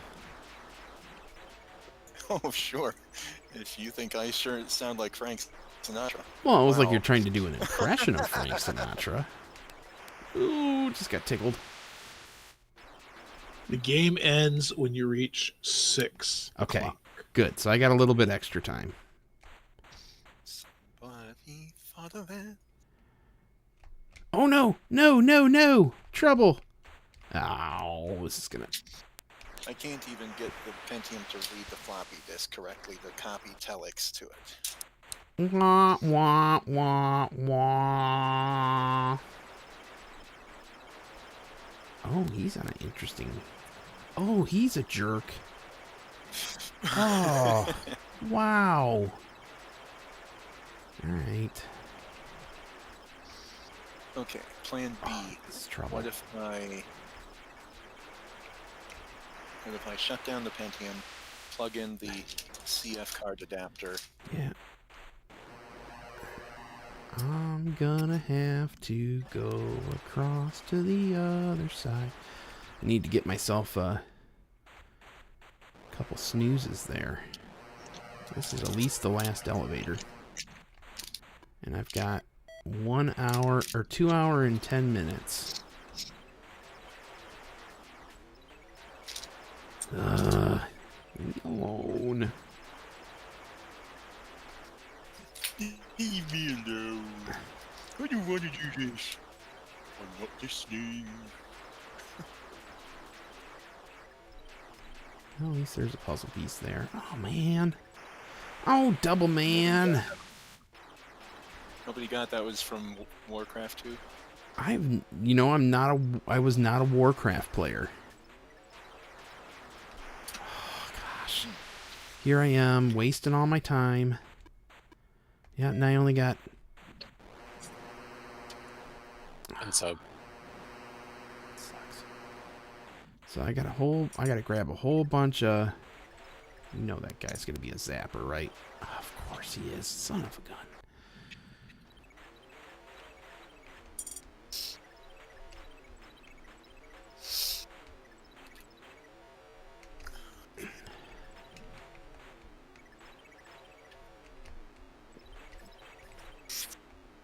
Sometimes when I'm working with vintage computers and trying to make stuff work and doing all kinds of acrobatics, I'm reminded of the scene in Short Circuit 2 where Ben and Fred are locked in the freezer and they have to use Ben's super calculator connected to the dead, almost dead telephone line that they find and send a message in musical notes. Oh my gosh, which one was that? downtown. That was Short Circuit 2. I saw that at the drive-in. I'm gonna die miserably. Oh my gosh, come on, no! How much time do I got now? Oh my gosh, I went from having 2 hours and 10 minutes to only having stinking... Oh gosh. Was that guy a zapper? Nope, he wasn't. Okay. Now I gotta go get one of those. That there. Where was that one? Not there. Definitely not there. Oh.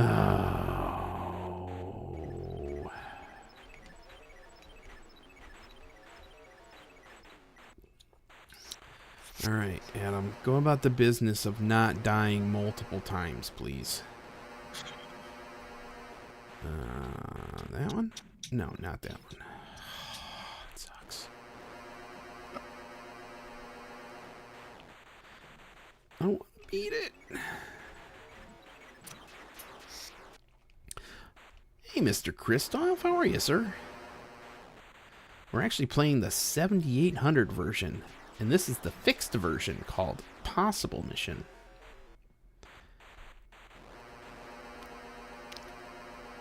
And I think my musical room is right here.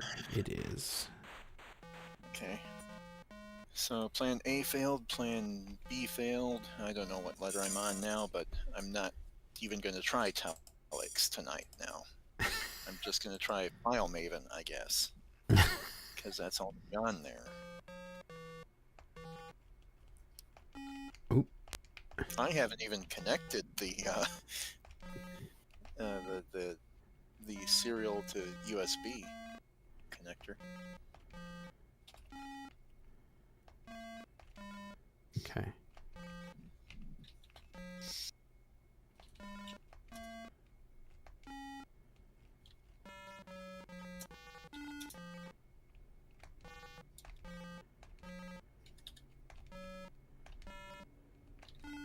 Okay, that's 2 snoozes. Alright, I gotta go to... I think it's the next one over. It is the next one over.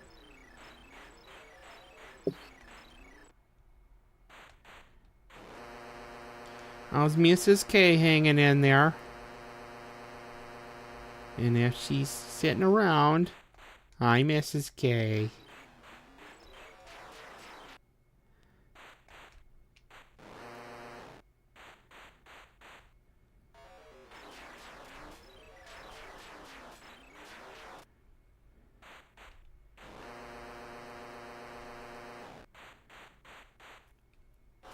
Oh no, I went all the way there. I went the wrong way. I went the wrong way. Where is that one?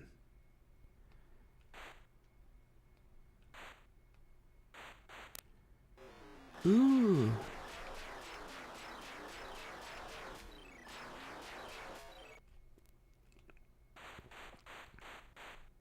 Good. Good. You know, as always, I wish her the best.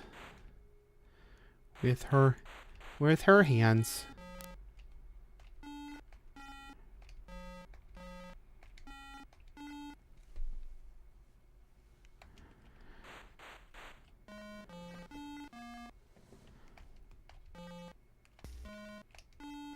On the other hand, maybe it was just a floppy disk. Maybe if I reformat it. You can do it, Bill.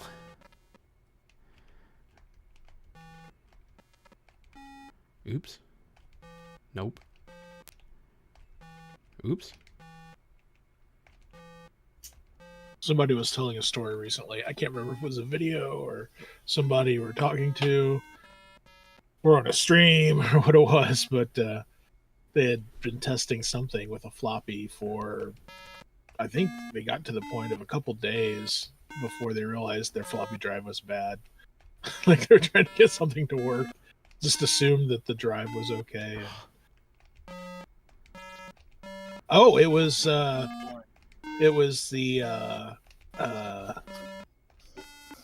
it was, I don't know what it was even called, but I think it was at the VCF East, all the Amiga guys, the Amiga panel, they're talking about something and had worked on something for days until he realized the floppy drive he had picked up to try and make this work was bad. They're a dime a dozen these days. Like, 1 out of 10 works. Yeah. I'm a big advocate of labeling. Like when you find something that's bad, I guess in vintage you don't throw it away, but at work, I mean, if it has a bad cable, I'm snipping that thing into pieces. Last thing I want that to get put back in a shelf. And you don't do the old whatchamacallit, you don't toss the bad ones? No, I do, yeah, but after I cut them up. Ah, yeah. So that way somebody's like, oh, there's a cable in the trash. Let's put this back in the bin. Curse somebody else with it. Yeah. Well, that's the way you're supposed to do it, right? Oh, There is a free table at the events. No, you're just passing off your evil to somebody else. Yeah. Yep. Of course, I kid. I remember at VCF Midwest, several things had the word project written on them. Oh, I know what that's code for. Yeah. Yep. still the most fabulous failure that I had as of as of late was the whatchamacallit, I had a CD-ROM drive that literally exploded with a disc in it. Mm-hmm. The spindle on top spun up into like a million pieces and just shrapneled the entire case. Those things spin fast, Yeah, they do. especially the high-speed ones. All right. Well, where's that other one? I was missing I had a room where I was missing that. Okay, that's one. Okay. It might be that the floppy drive on the Pentium is dirty, but I don't have a cleaning disc with me. Who uses a cleaning disc? You just Well, the only other option is to open it up and take a swab of something and brush alcohol on it. I used last weekend. I used a VCR head cleaner. Where did you have that, or did you you didn't buy it new, did you? I had not had an old one around anywhere that I can find, and so I got one at Micro Center. They still had it new? Uh-huh. Yeah. Wow. Yep. Mhm. Was Picked there it up in any? the store. Wow. Is there I any am alcohol in impressed. the little container that the alcohol comes in? Yeah, it was a there was no alcohol in this one. It was just a Just a dry cleaner? felt. It was a felt one. Yeah. Okay. I do have a CD cleaner I bought from them too, because I do have old drives that do need the lasers, serviced. oh, that was so close. I remember we once bought a cleaning CD, and it was a CD, the disc, plastic disc, but it had just this little bitty, almost eyelash-shaped brush, Yeah, I have one. eyelash-sized brush on the bottom of it. It's Yeah, I have one of those. I haven't used it in a long time. All right, this is my last snooze, or I'm gonna have to start memorizing stuff. I think I have every puzzle piece now. I think I am going to win. I'm going to win the The what winner was shall be you. the previously unfinishable Atari 7800 impossible mission. Okay. Oops. And you get to record it I for do. posterity. Posterity. Prosperity. Yeah, I think this would be the, fourth time I've beat this game on stream? Well, not this version, but this game. I've been with you I thought twice. Yep. You said it was be the first. Well, this is the first time for this specific version. So I've never played this one through to conversion, or to finish, because the 7800 version wasn't completable up until the guy finally fixed the ROM. But yeah, it is this room, I think. It is that room. Oh, that would suck if it screwed up right at the end. All right. Okay. So I am now in File Maven. Oh, I interrupted. no, you're fine, Bill. I'm interested in what you're doing too. So Okay. So I am in File Maven here on the Pentium, but I already had File Maven and HP term on the hard drive for it. okay. So now I am on my secondary modern laptop. Now I'm going to open DOSBox. Well, first of all, I'm going to go into DOSBox config. So all in where's the serial port lines? Okay, all 4 serial port lines are designated null modem, which is what I want. Oh, I have to go into Device Manager. So I've got the Ugreen brand USB-A to DB9 adapter. If I go into Device Manager here in Windows 10, I go down to ports, USB serial port, COM1.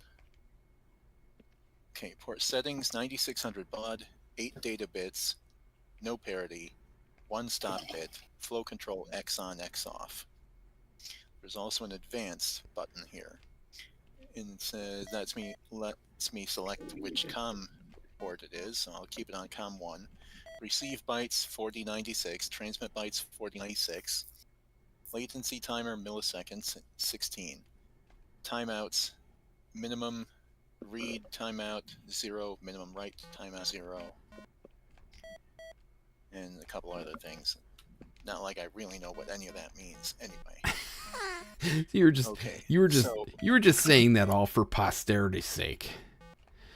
well, I was saying that in case anybody here is listening and knows, they say no, change it to this. But I okay, do so wonder it's about your 9600 flow baud. control. I would probably, if you're just trying to get it to work, I probably wouldn't use flow control. Well, what do I put? There are 3 options: are X on, X off, hardware, and none. None. None. Thank you. Okay, so it's 9600 baud, 8 data bits, no parity, 1 stop bit, no flow control. Okay, so now if I should probably restart DOSBox now.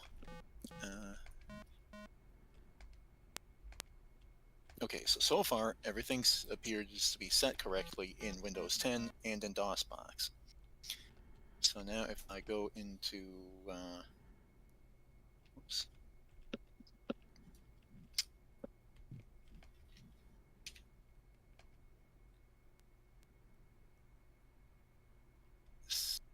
DOSBox. No? DOSBox. Run it. Okay. I'm using the original DOSBox 0.74-3. So if I go into CD utility, CD file maven, FM3. Okay, so theoretically everything is set correctly in Windows 10 and in DOSBox and on the vintage computer. So now let's configure the link, and I configured the link here in the vintage computer, the Pentium. So now it's configure link serial. So we're using port 1. We're using baud rate 9600, and we're using 3-wire instead of 7-wire. The author of File Maven, which is a modern program, by the way, written for DOS, advises using low specs first to get it to work, and then raise the specs up to get your data transfer up. But just for getting it working, go low. Okay, so now in Windows 10, Windows 11 rather, DOSBox, I'm doing configure link serial port COM1, yes. Baud rate 9600 and not 7-wire, which implies 3-wire. So if I put DOSBox into host mode for the link serial port, okay, so now it says 3-wire link on COM1 at 9600 baud, waiting for local PC. The local PC is the client, which is the Pentium. Okay, so connect serial port. And they're both just sitting here, waiting for 3-wire connection, which should exist, and somehow they don't believe it that it does. Oh man. Start over.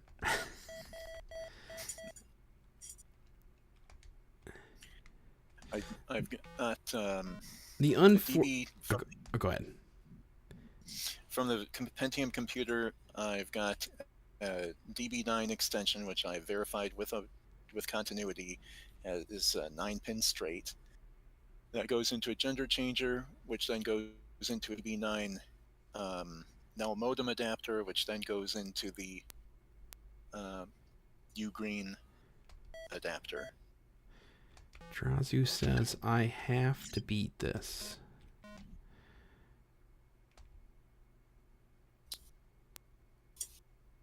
I have it plugged into the wrong serial port. Oh, do we have a Drazu child in chat too? Oh man, let me see here.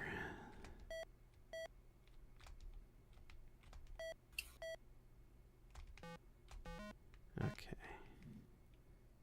Well, it could be that I'm using the wrong serial port on the Pentium, because they are not labeled. I would definitely preclude it from working. That's Sattinger's law, Clary. No It works pressure. better when you plug it in correctly. Yeah, no pressure.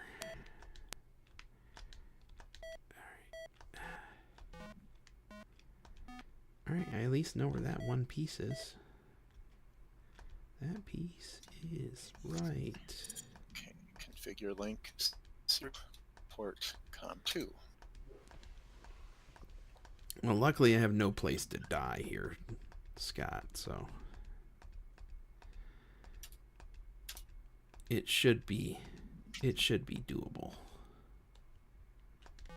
Okay. This should be doable too. It's just sitting here again.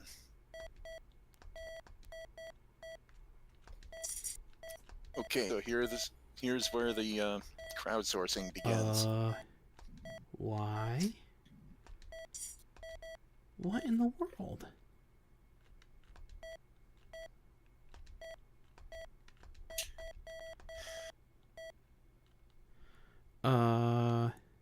Why didn't that turn into a password?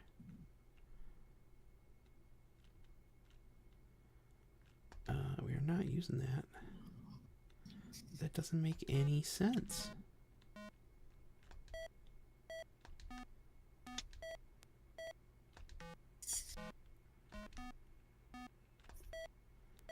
You're just supposed to rotate them until they turn into a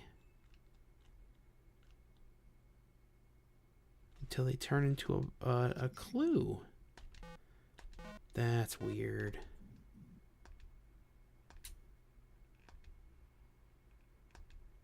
Yeah. We'll keep going and see what happens with some other pieces. That is random. I'm reading There'd be the no chat comment about the. I didn't catch what anybody just said there, so. I'm reading the chat comment about the CD exploding by rotating, Yeah. and I think it was on YouTube, if not in person. But if you set a blower, like a leaf blower kind of situation or device, if you set it up just correctly, you can have it hover an apple in midair. And if you set it up just slightly differently, the air will be going around the apple more in one direction than the other, which will cause the apple to spin. And it will spin and spin and spin and spin faster and faster. So its rotating acceleration keeps increasing. Okay. Rotating speed keeps increasing. And because there's no friction, essentially, because it's just hovering in air, there's nothing to slow it down. Okay. There's like effectively zero losses. So all you do is just watch and watch and watch until the apple literally just explodes from from centrifugal force. Nice.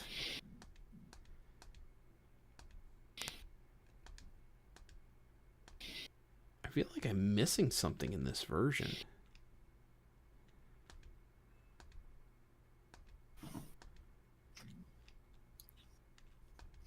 Anybody got any ideas on this connection?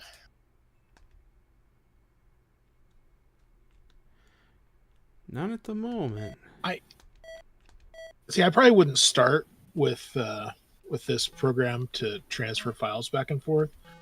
What I would start with are just dumb terminals and output, if you can make a connection to, and it won't necessarily even tell you if it connects, right? But if you try to connect through serial, then on one computer you're like to another computer, and then with the terminal you just type some stuff. Depending on how you have your terminal set up, if you have local echo, you're going to see it, but you might not even see it on your own computer. But if you do have a good serial connection, you would see that on the other computer, because it would be receiving that.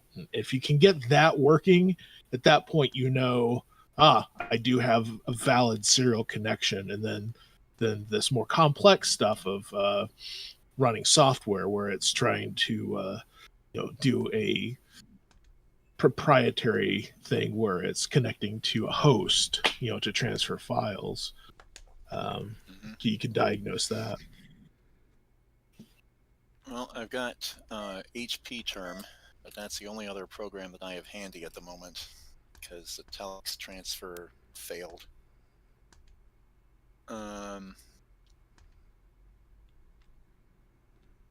If I go in Windows 11, go back to Device Manager, I go back to the COM port 1 properties, port settings, flow control, none. Okay. Oh, what happened? Oh, okay. Windows screensaver took over.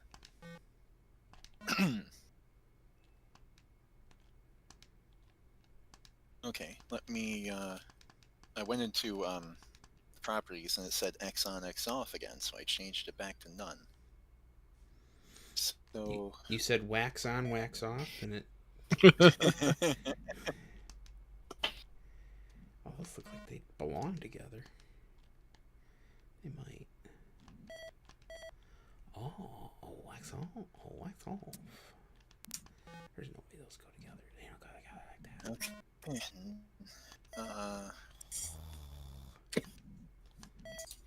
let me cancel this and switch it back to port one again. Nope. And I don't know that this is the case, but like I see it's got 4 ports on there. So your motherboard of this computer, you've got, I'm guessing how this is done. You've got, your 9-pin connector, and that's got a cable going inside the computer onto the motherboard. You've got 2 of them, correct? 2 9-pin Yep. connectors to motherboard. Are there any other headers on the motherboard for serial ports? Good question. Let's see. Darn it, unfortunately there's a riser. The expansion ports are on a riser board, so that's superimposed on the motherboard, so I can't see a whole lot. It's also possible that they're not COM 1 and COM 2. They could be COM 3 and COM 4 or COM 2 and 3. It's just kind of depends on how that's all set up.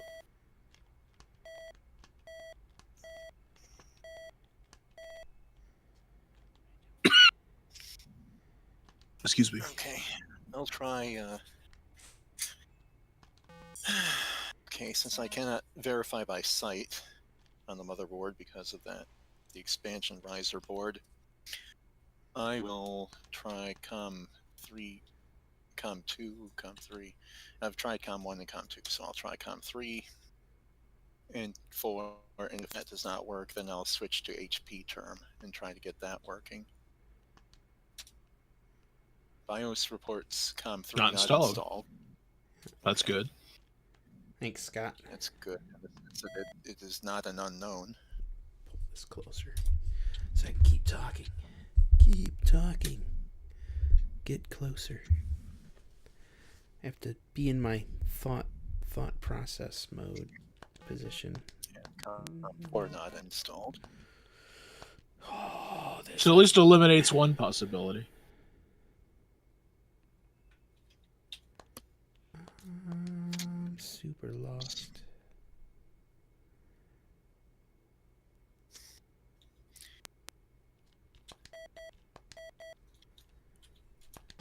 Okay, HP term. Okay. The one that's got the angle. That one? Maybe? No. That one, maybe? Yeah, I mean, if if the other computer is running this in host mode, I mean, you might even be able to just get some kind of response from it if it's working. I mean, it's not going to do anything, right? But it just depends on how it's. Pardon? Yeah, HP term. You mean? Yeah, like because as a terminal program, it's just going to send whatever you want to send it down the wire, unless you're using like a X modem or something, or a transfer protocol. But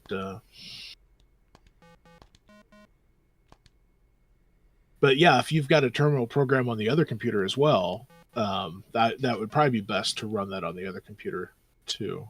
Yeah.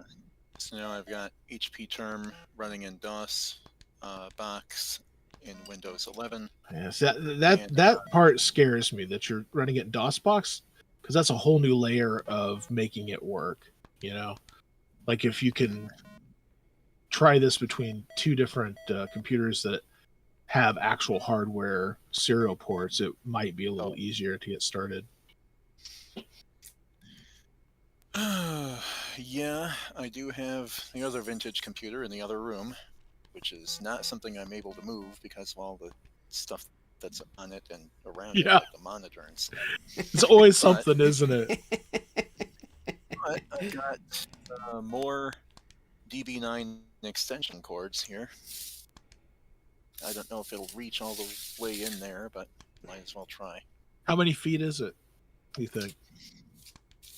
30. Yeah, it should be all right.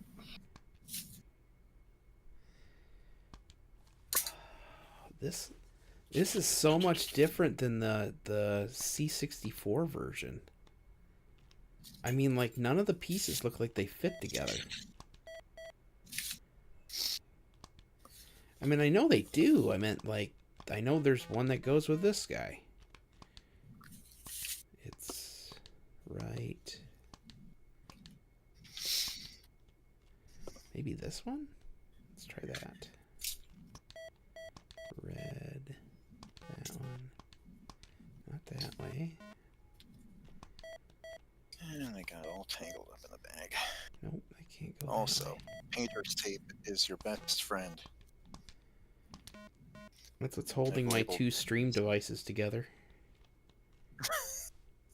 That's It's not what I showing meant. if you click the one finished. If you click the one there and then click.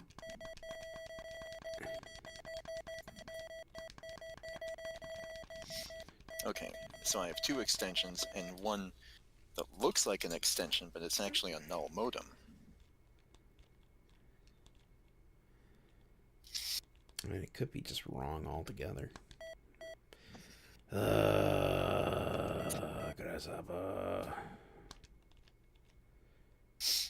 Video shows that providing the password. That's not good. I wonder if someone's rickrolled me into getting all the puzzle pieces on an impossible version. I was wondering that. It's the fact that when you didn't understand what I said, I stopped talking, because I was going to say, I wonder if this is like a like he fixed the one problem but then caused another problem. It's always possible, isn't it? Okay, I'm gonna go away from keyboard now while I Poor connect heart. this, or at least see All if right. it'll reach to connect. That's something. Maybe. I don't know. Maybe. Look for a little sliver or something like that. There's a little sliver. There we go. Sliver. It says the PAL version was never broken. Well, that doesn't help me much. This is definitely an NTSC version. Okay, I know where that is. That is right. Not that one. Yeah. There, that one? No.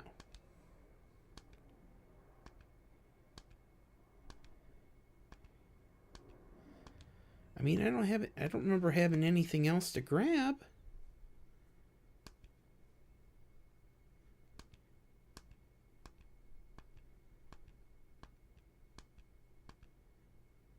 That one?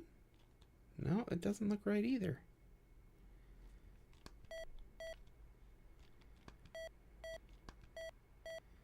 Nope, that ain't right either. Oh, please. Please be in there. Please.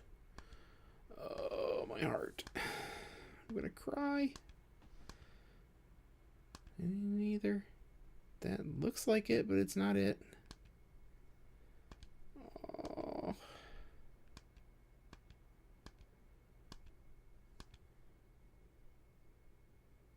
Nope.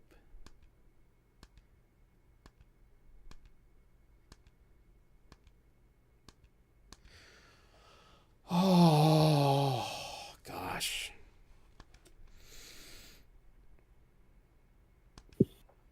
I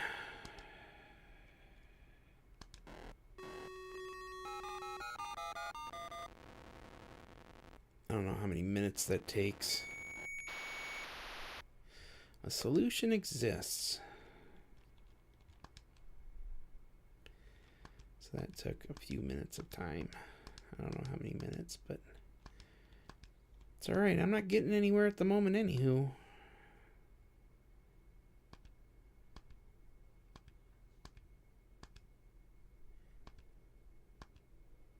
It's not that one.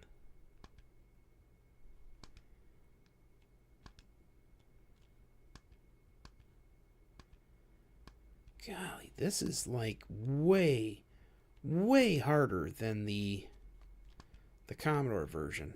Way harder. Probably because are these randomized? The kind of, but the pieces all fit together in a specific variety. Like they Right, but are the pieces random? I guess what I'm getting at is maybe this is harder than the Commodore 64 version because you have the pieces kind of so consciously memorized. It's possible. I'm back. I wonder if there's like a guide out there to what puzzle pieces go with what.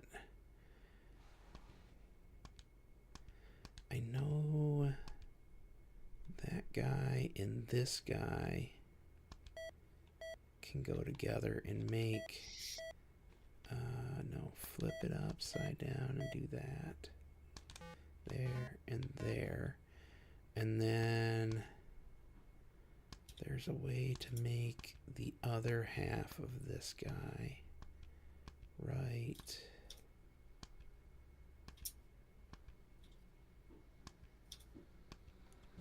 there. That guy. Why would that guy even kind of go there? That doesn't make any sense. Aha. No, that Did you get it? I got something to work. Finally. Yeah. There you go. Okay, so yeah, there was actually something like 2 feet to spare. Oh.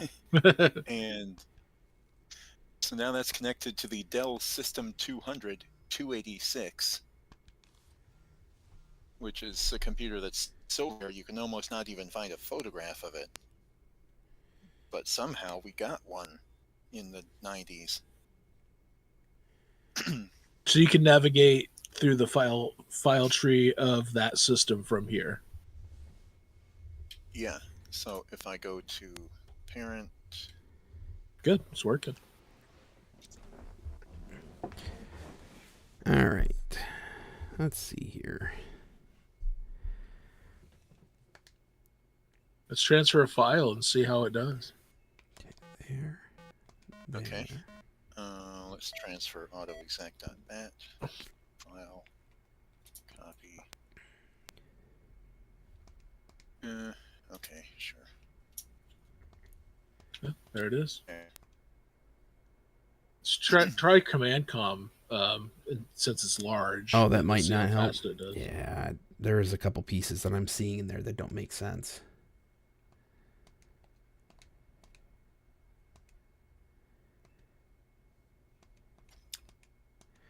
Where's the lumpy guy? That's the lumpy guy.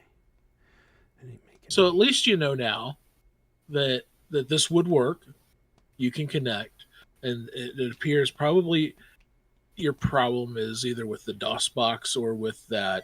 I'm not a fan of those USB to serial adapters. They're kind of flaky sometimes. Not all the time. I've been working on a serial project at work. I've used serial a lot over the years, so I'm somewhat familiar with it.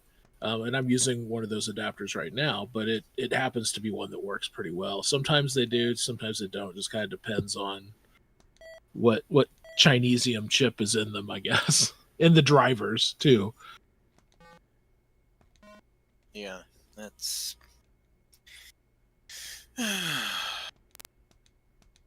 Okay, But then, so now that I've done but again, that- with DOS box, I have no idea, like, what it's going to take to pass serial through that to the hardware. I mean, you had read out like what it should be, but or at least I assume what you found it should be, but I think that's another layer too that of complexity. So going back down to this lower level, hey, we know it works. So Okay, so what that does is it gives me the knowledge that the serial ports on this Pentium are working correctly. or at least COM2. means You can label them now, least at least. Yeah. Which is I helpful. just took my Sharpie and labeled them. So the next step then is to put on a DB9 to DB25 adapter and try to have it interact with the terminal, one of these three terminals that are here. I have a link, a There's one. YS150, Okay. and a YS5. All right. They do work. They do work, Drazu. There's one. Okay, I've got 38 minutes. 38 minutes. It's 9:51. No. It's too close to be together. But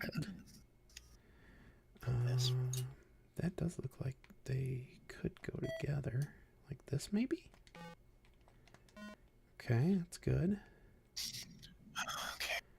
Now what do I do? Now I Cry. plug a power cord and the keyboard into the monitor, into the terminals.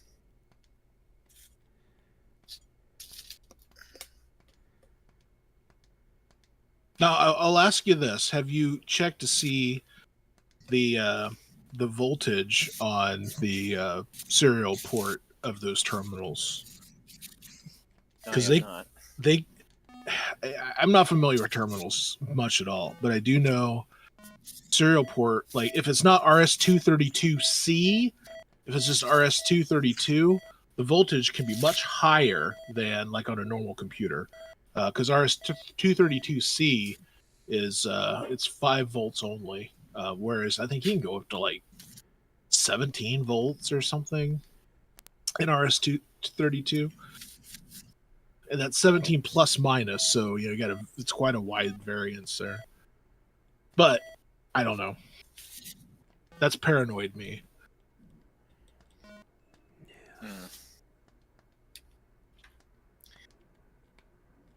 Oh boy.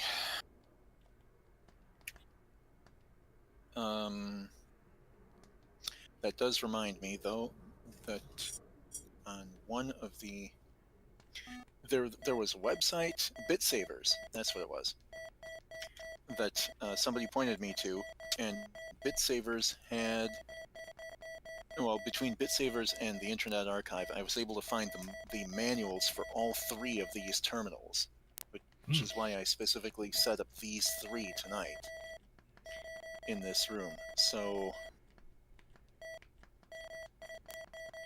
I remember at least one of them had a pinout diagram. So let me find that. Yeah, that's true. You want to make sure that it's standard, where RX, TX, and ground are going to be on like 2, 3, and 5. Try red. Okay. Because it should be. That's standard, but you just never know.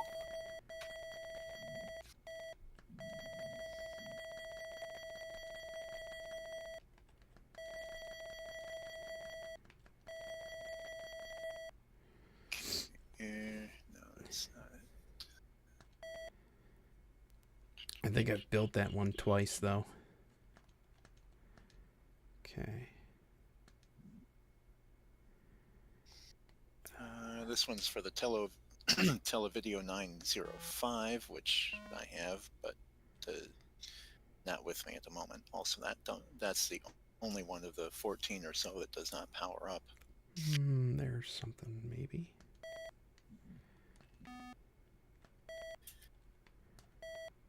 Yeah, that might go in there. Yep. But do I have anything that looks like that?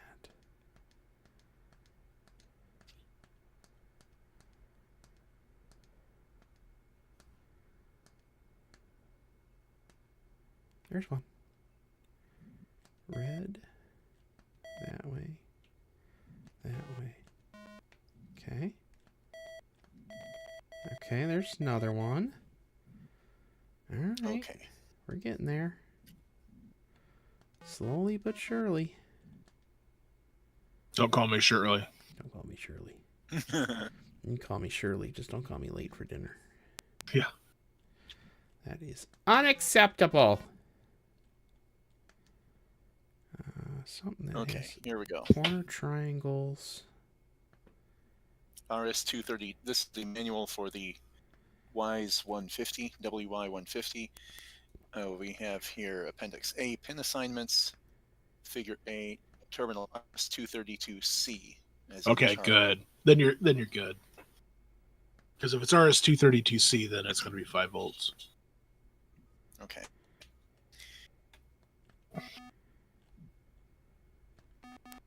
I didn't know how old these terminals were, because, again, the older ones can kind of be anywhere. But they standardize RS-232C in the 80s.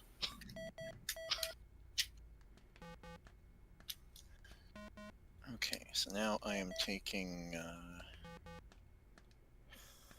am I going to take? Don't like Take these. this extension. Sucks. There's something that could be it. Do I need the null modem adapter? Well, so that said it was DTE, data terminal equipment. So,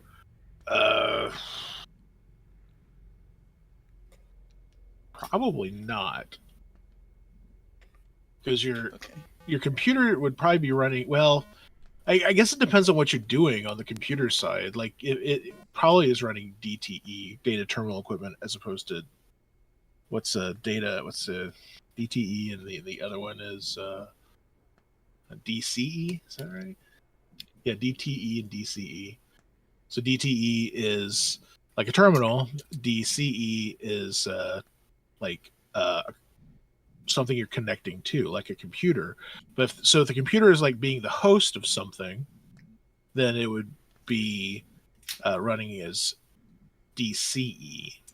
But that's that's back. It's opposite. I get confused with this. So DTE, you probably do need that modem, the null modem cable, because you're basically running two DTEs to each other. A DCE is something like a modem or something like that.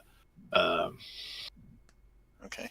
Printer would be, if you had a serial printer, that would be DCE. That's when you would not use a null modem cable, because the null modem cable just swaps the pins 2 and 3 for transmit and receive.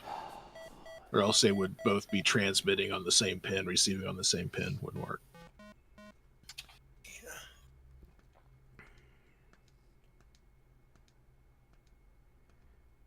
Okay, model. Oops. I'm glad I have all this outdated, useless knowledge. Yeah. I'm the only person in 100 miles or whatever who can use it, but thanks.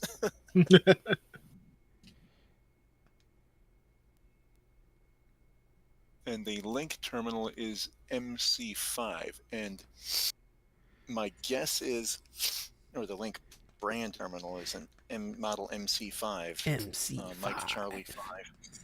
I can't play their music on the And- stream. It's too violent. Hold on a second. yeah. Got my wife talking to me here. Hi, Aaron.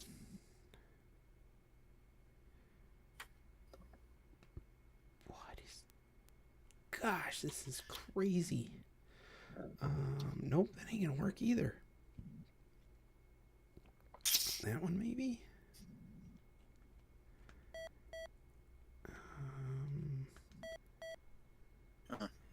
This Wise 150 was built in September 1996.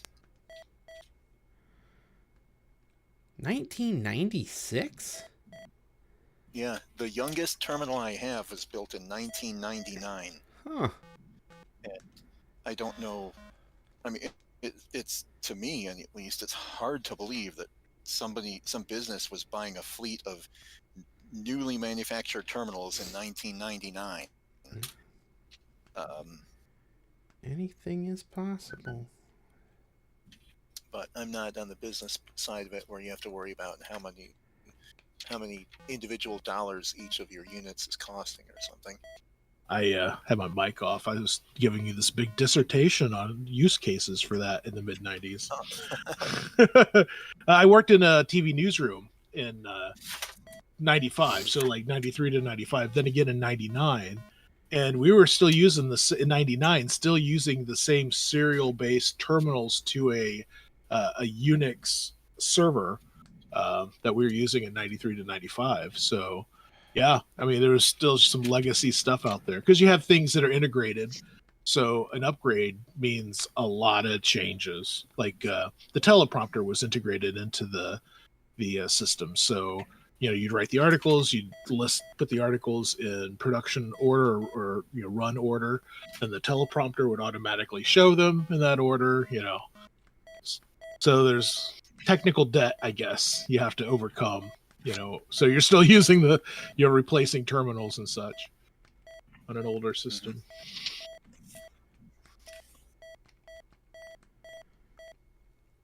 I wonder if this game makes me go in order. Like I gotta find the puzzle pieces in order. Oh, that would be impossible, Adam. Isn't that the name of the game? No, this is possible mission. Actually, it technically is possible. It's supposed to be possible mission. It's kicking my butt. I wonder if they got fan mail or anti-fan mail that said, "Hey, this really is impossible. You misnamed it." Well, I'm sure we knew no better as kids. I'm sure they were like, sure they weren't exactly forthright with the information about, whether it worked or not. Yeah, you're right, Scott. It's pretty darn hard already. One thing that I wish that power supplies and computers had kept was the output port, so that you could plug a monitor or something else in directly without occupying another spot. That's what I love about my my 486. My 486 still has a pass through. Pass through. That's the word. Yeah.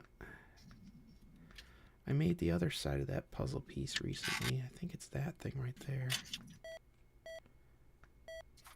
That way? Maybe? No. Oh, I'm getting frustrated, folks. I'm losing my mind.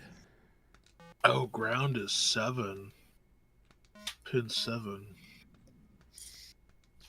Is that a problem? No, it's just I forgot. It's been a while since I've thought about that. Oh, okay.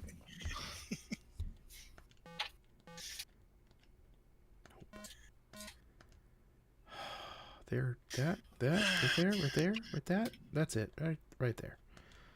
Okay, down there, and then I think I know where that piece is. Right there. I'll be right back. I Okay. think the cats are doing something upstairs. Okay, there's Pesky cats.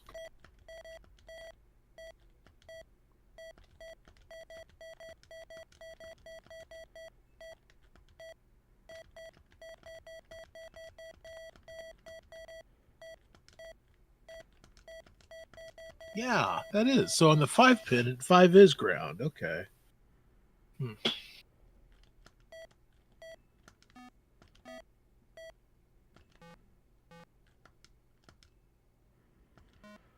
I haven't had to use an adapter in a long time.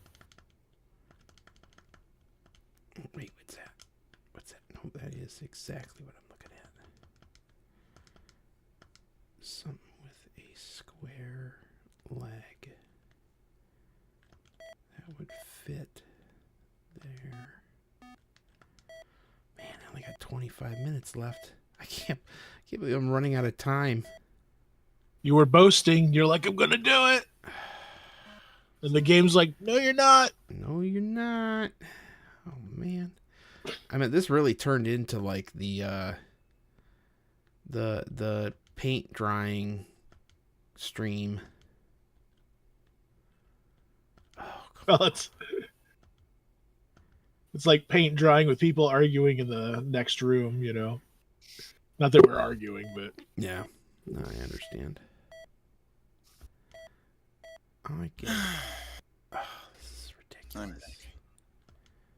Okay. all right, I where was gotta clarify. So on the 25 pin, pin 2 is transmit, pin 3 is receive. Same as on the 9 pin, but on the 25 pin, ground is pin 7. On the 9 pin, ground is pin 5. Now your adapter is going to change that, so you don't have to worry about it. But that's why I was confused. Okay. So I've got. So the back of the Wise 150 has a 25-pin serial 1 port, I see it. a 25-pin parallel port, and a 9-pin serial 2 port. It also has the RJ11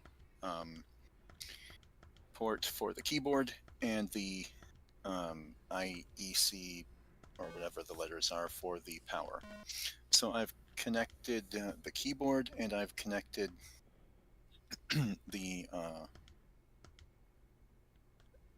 connected a 25 pin cord to serial 1. From that I'm going to a 25 to 9 pin adapter, then to a gender changer, then to the extension cord, and then into port 2 of the Pentium. Okay. So the only thing that's left for me to, and I plugged in the keyboard, so the only thing that's left for me to plug in is the power. Now I'm trying to find out how I can reach over there. Now I want to ask you this: what are you going to be running on the computer to interact with the terminal? Oh, yeah. And it's going to be this program, which is HP Term, Okay. All right. Gotcha. which is the same program I used about 3 years ago to figure out the screen defect on my Compact Portable 1. So I could Cool. figure out what had to be replaced. And you've got HP term set to use COM2, correct?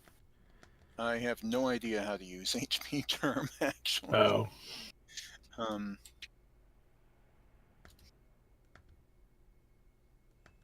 I don't even remember how I set it up the first time 3 years ago.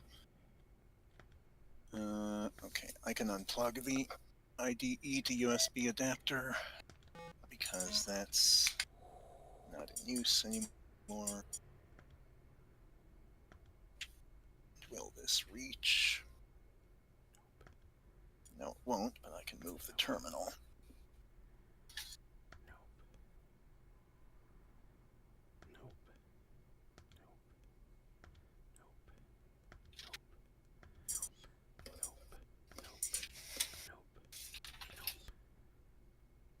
Kinda nope.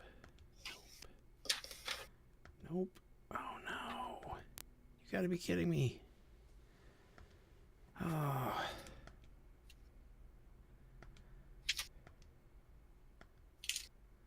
This game is hurting my pride really bad. Real bad. Well, that's interesting. Gosh. I only got 20 minutes left.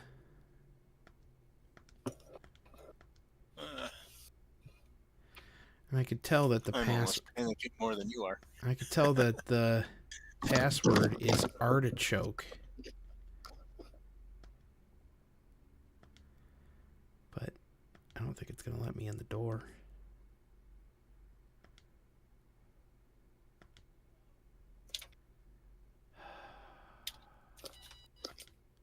Okay, I heard a beep from the terminal as soon as it got power. Its power No light is sparks. on. No sparks. Its power light is on. The screen is blank. And I guess a blank screen is to be expected.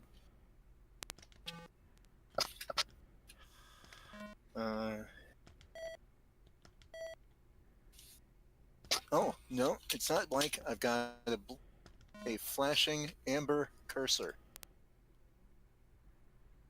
Well, type something. Let's see if it shows up over here on the computer. Oh, we don't see it. Nothing is showing up on the terminal screen either. But it is beeping. Yeah, if you don't have like local echo set on the terminal side, then it wouldn't. It would expect to receive it from echoing back from what you're sending to. So the fact that it doesn't show anything doesn't necessarily mean there's a problem. Keyboard. Terminal. And there's the flashing amber cursor. I would definitely look at the Pentium computer and see if we can figure out how to ensure that the terminal program is going to use port or COM port 2. Hi, Eric. Hello. The thing is, nothing showing up on the terminal screen at all, except Yeah, this cursor. it might not, because unless it's specifically set to show something as you type it, it's expecting to actually send the data to what would be a server, and the server is going to send that back like it received it. Oh, wow. Okay. It just depends on how it's set up. Yeah. Yeah, it's probably in full duplex. It probably needs to be in half duplex in order to echo out what you're typing.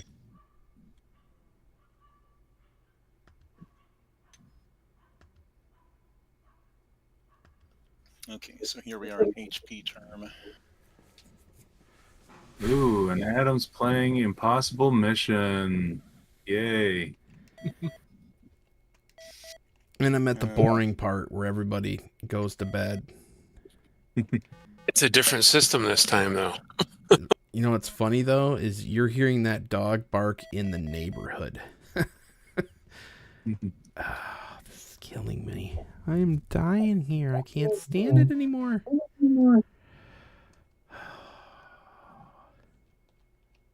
We're here, working and lurking. I don't blame you. Oh my gosh, this is ridiculous. Local echo on. Transmit function A. Thanks for following and Foyer. I hope nobody's talking to me on YouTube.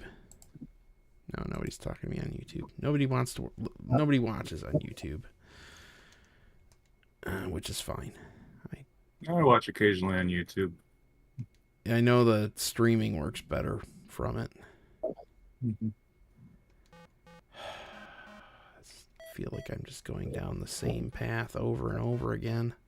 No, this is like the most schizophrenic stream, I think.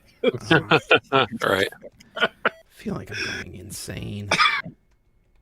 I see the terminal ID says Wise 150. Where did that come from? I Did just you type typed that in. You typed it in there? Okay, I got you. Just now. Actually, I guess I should type. Yeah, you'd probably want to be your. Pentium or something. Whatever. Yeah. Here I am trying to use the mouse. Good grief.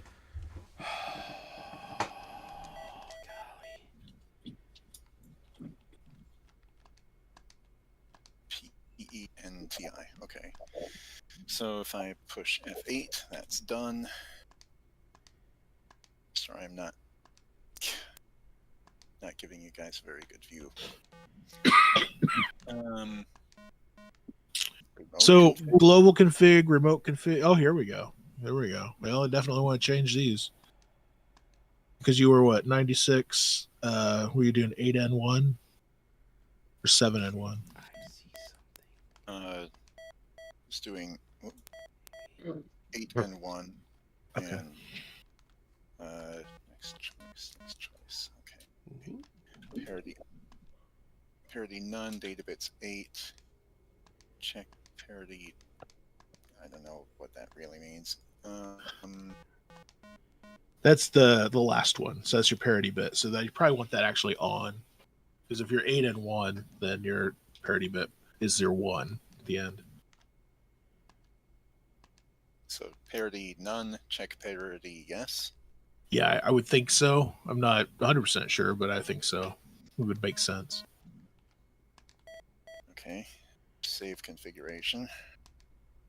Now what? Type something. What? So is it showing up on the other screen? No. No. Type something on the other. Type something on the terminal. Let's see if it receives it over here.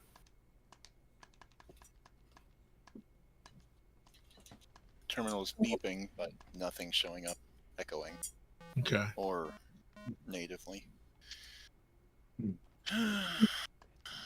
Yeah, the Pentium probably wouldn't echo it back. So that echo is just for its own terminal action, I guess.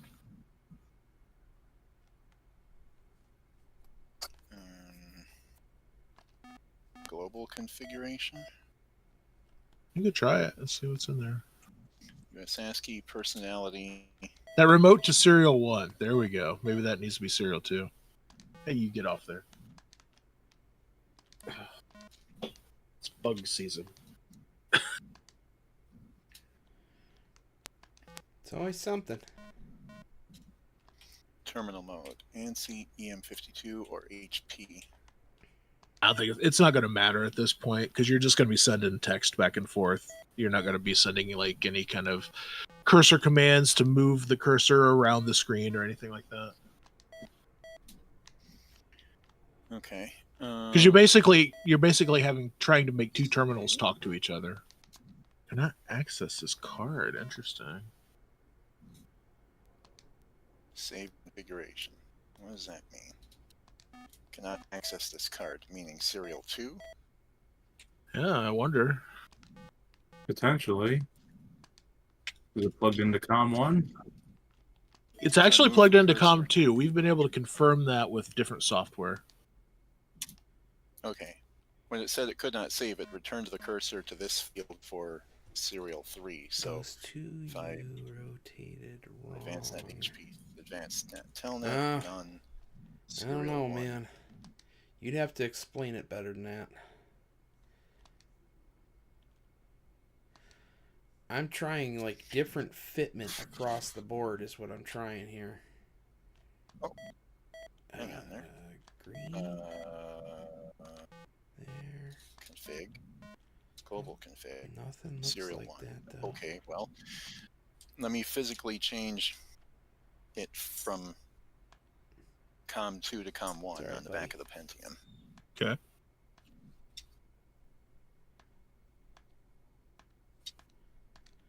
None of this looks familiar. Nothing just kind of sits in one corner.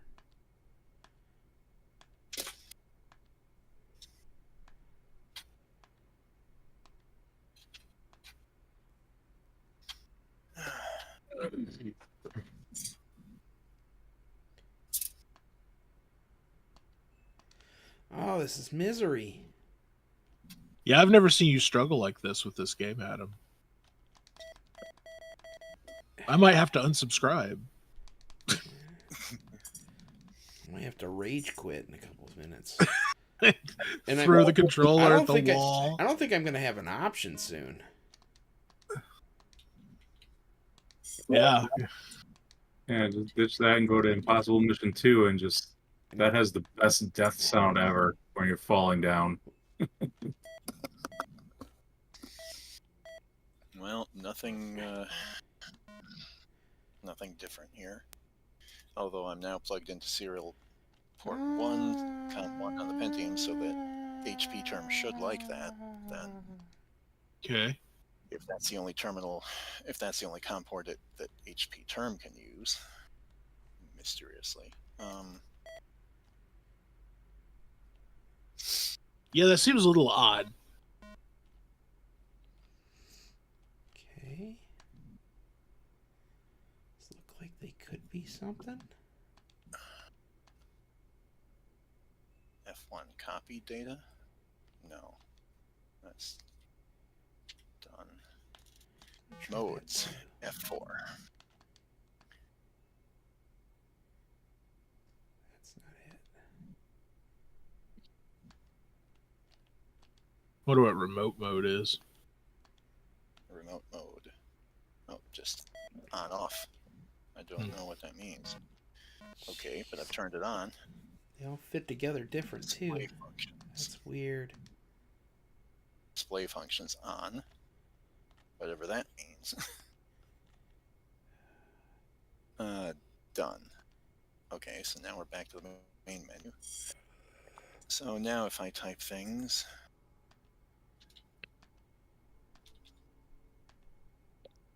nothing is showing up. Nothing is echoing back either. Press Alt with H for keyboard help. Nope. Nope. Anything look useful here? Still looking. No.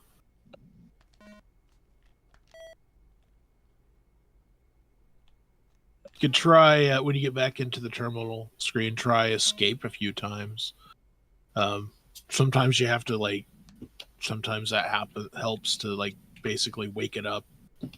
Enter. Sometimes, but that's more like when you're trying to communicate with something else as opposed to just send characters back and forth. So.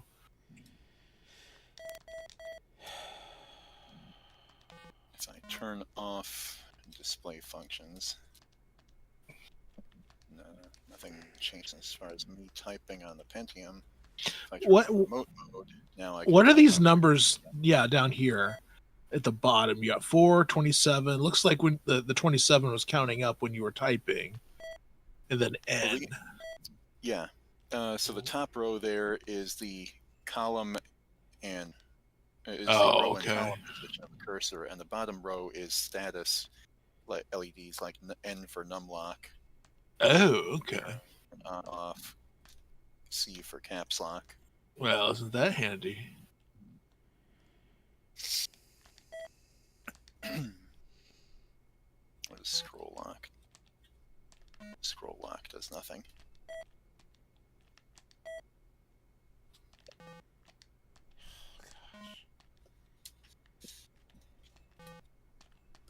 Oops.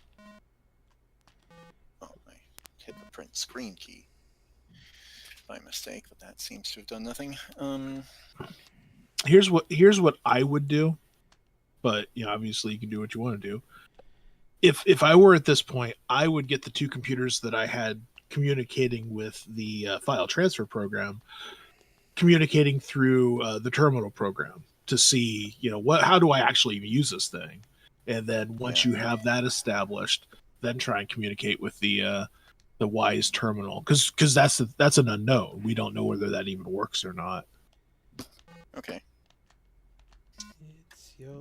But we do know we can establish a serial connection between those two computers that were working earlier today. Do what you wanna do. That's true. I can't tell you who to sock it to.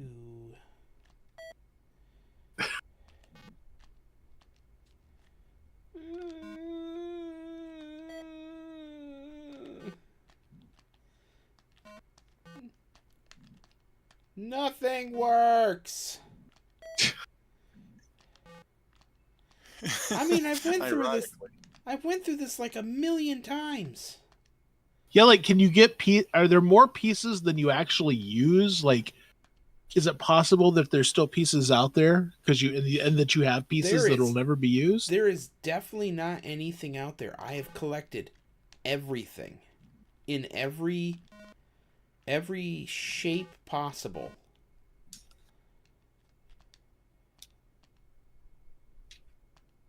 Oh gosh, this is so dumb. Pieces linked that shouldn't. No, I agree with you there. I agree with you there.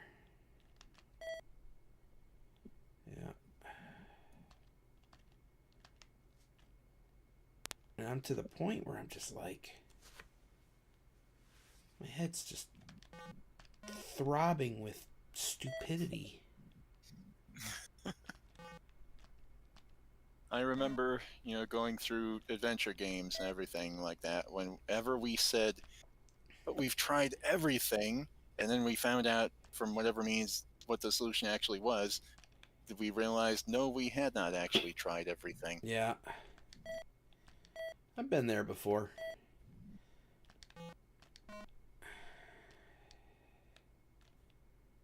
I know that I've tried that thing like 1,100 times.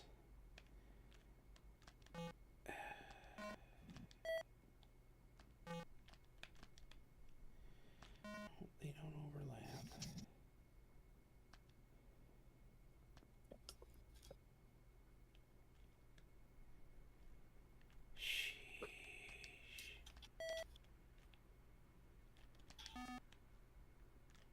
Let me put HP term on a floppy disk here, and I'll take it over to the Dell System 200. Okay.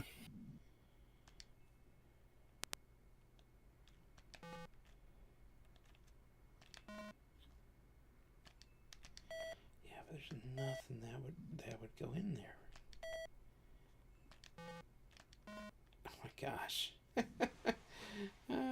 But there's nothing that goes there.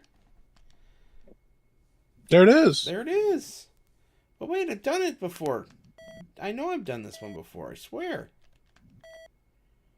I swear it. Be right back.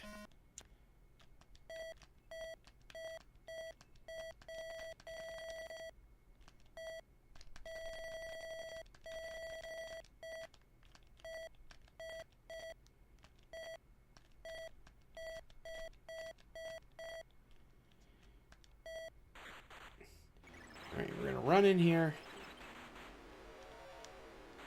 We're going to go like that, and nothing's going to happen. Get up before he comes at me.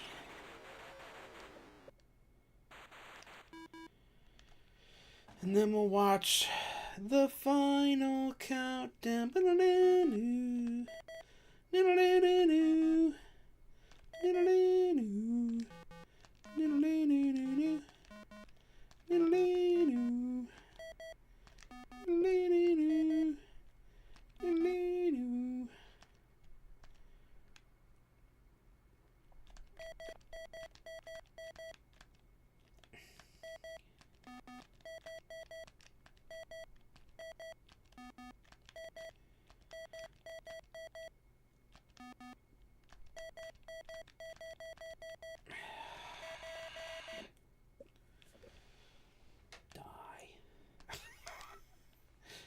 I don't want to do this anymore.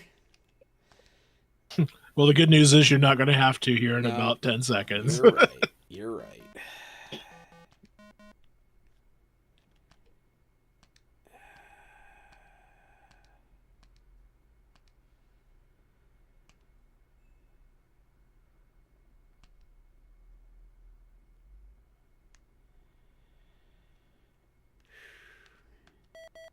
go.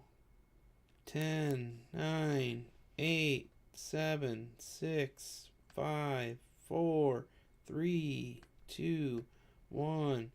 Game over. Ah.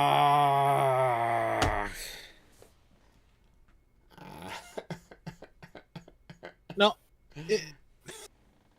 36 of how many? So I found all 36 pieces. That's all that's in the Okay. game.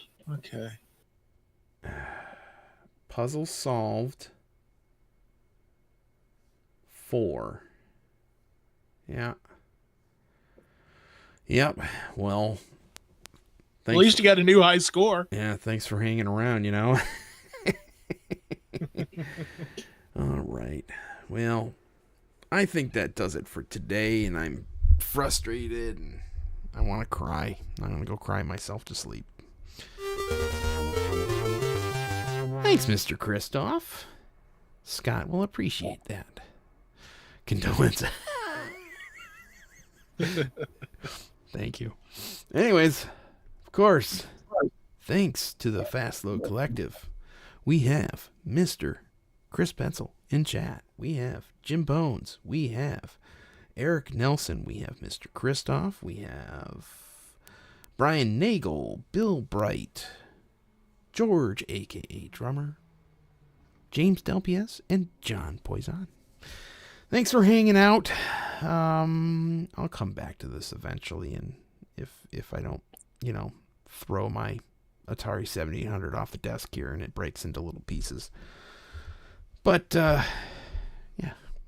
that was...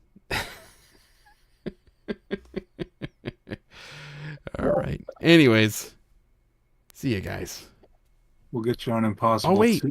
2 next. hang on. I'm sure Ice Turbo streaming will all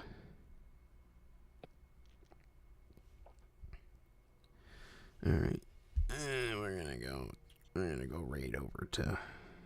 I know I said goodbye. I can't help myself. I have problems. And that means I have to get a keyboard out. One of my mini keyboards. It's the Midwest goodbye where you get like 30 minutes just to get out the door and another 10 minutes. Bye. To wave at the Yeah. car. Yeah, bye. Bye. Bye. Love you. Bye. Bye. Bye. Okay. Now we've only got 10 seconds. And then we'll raid on over to Mr. Turbo. Okay.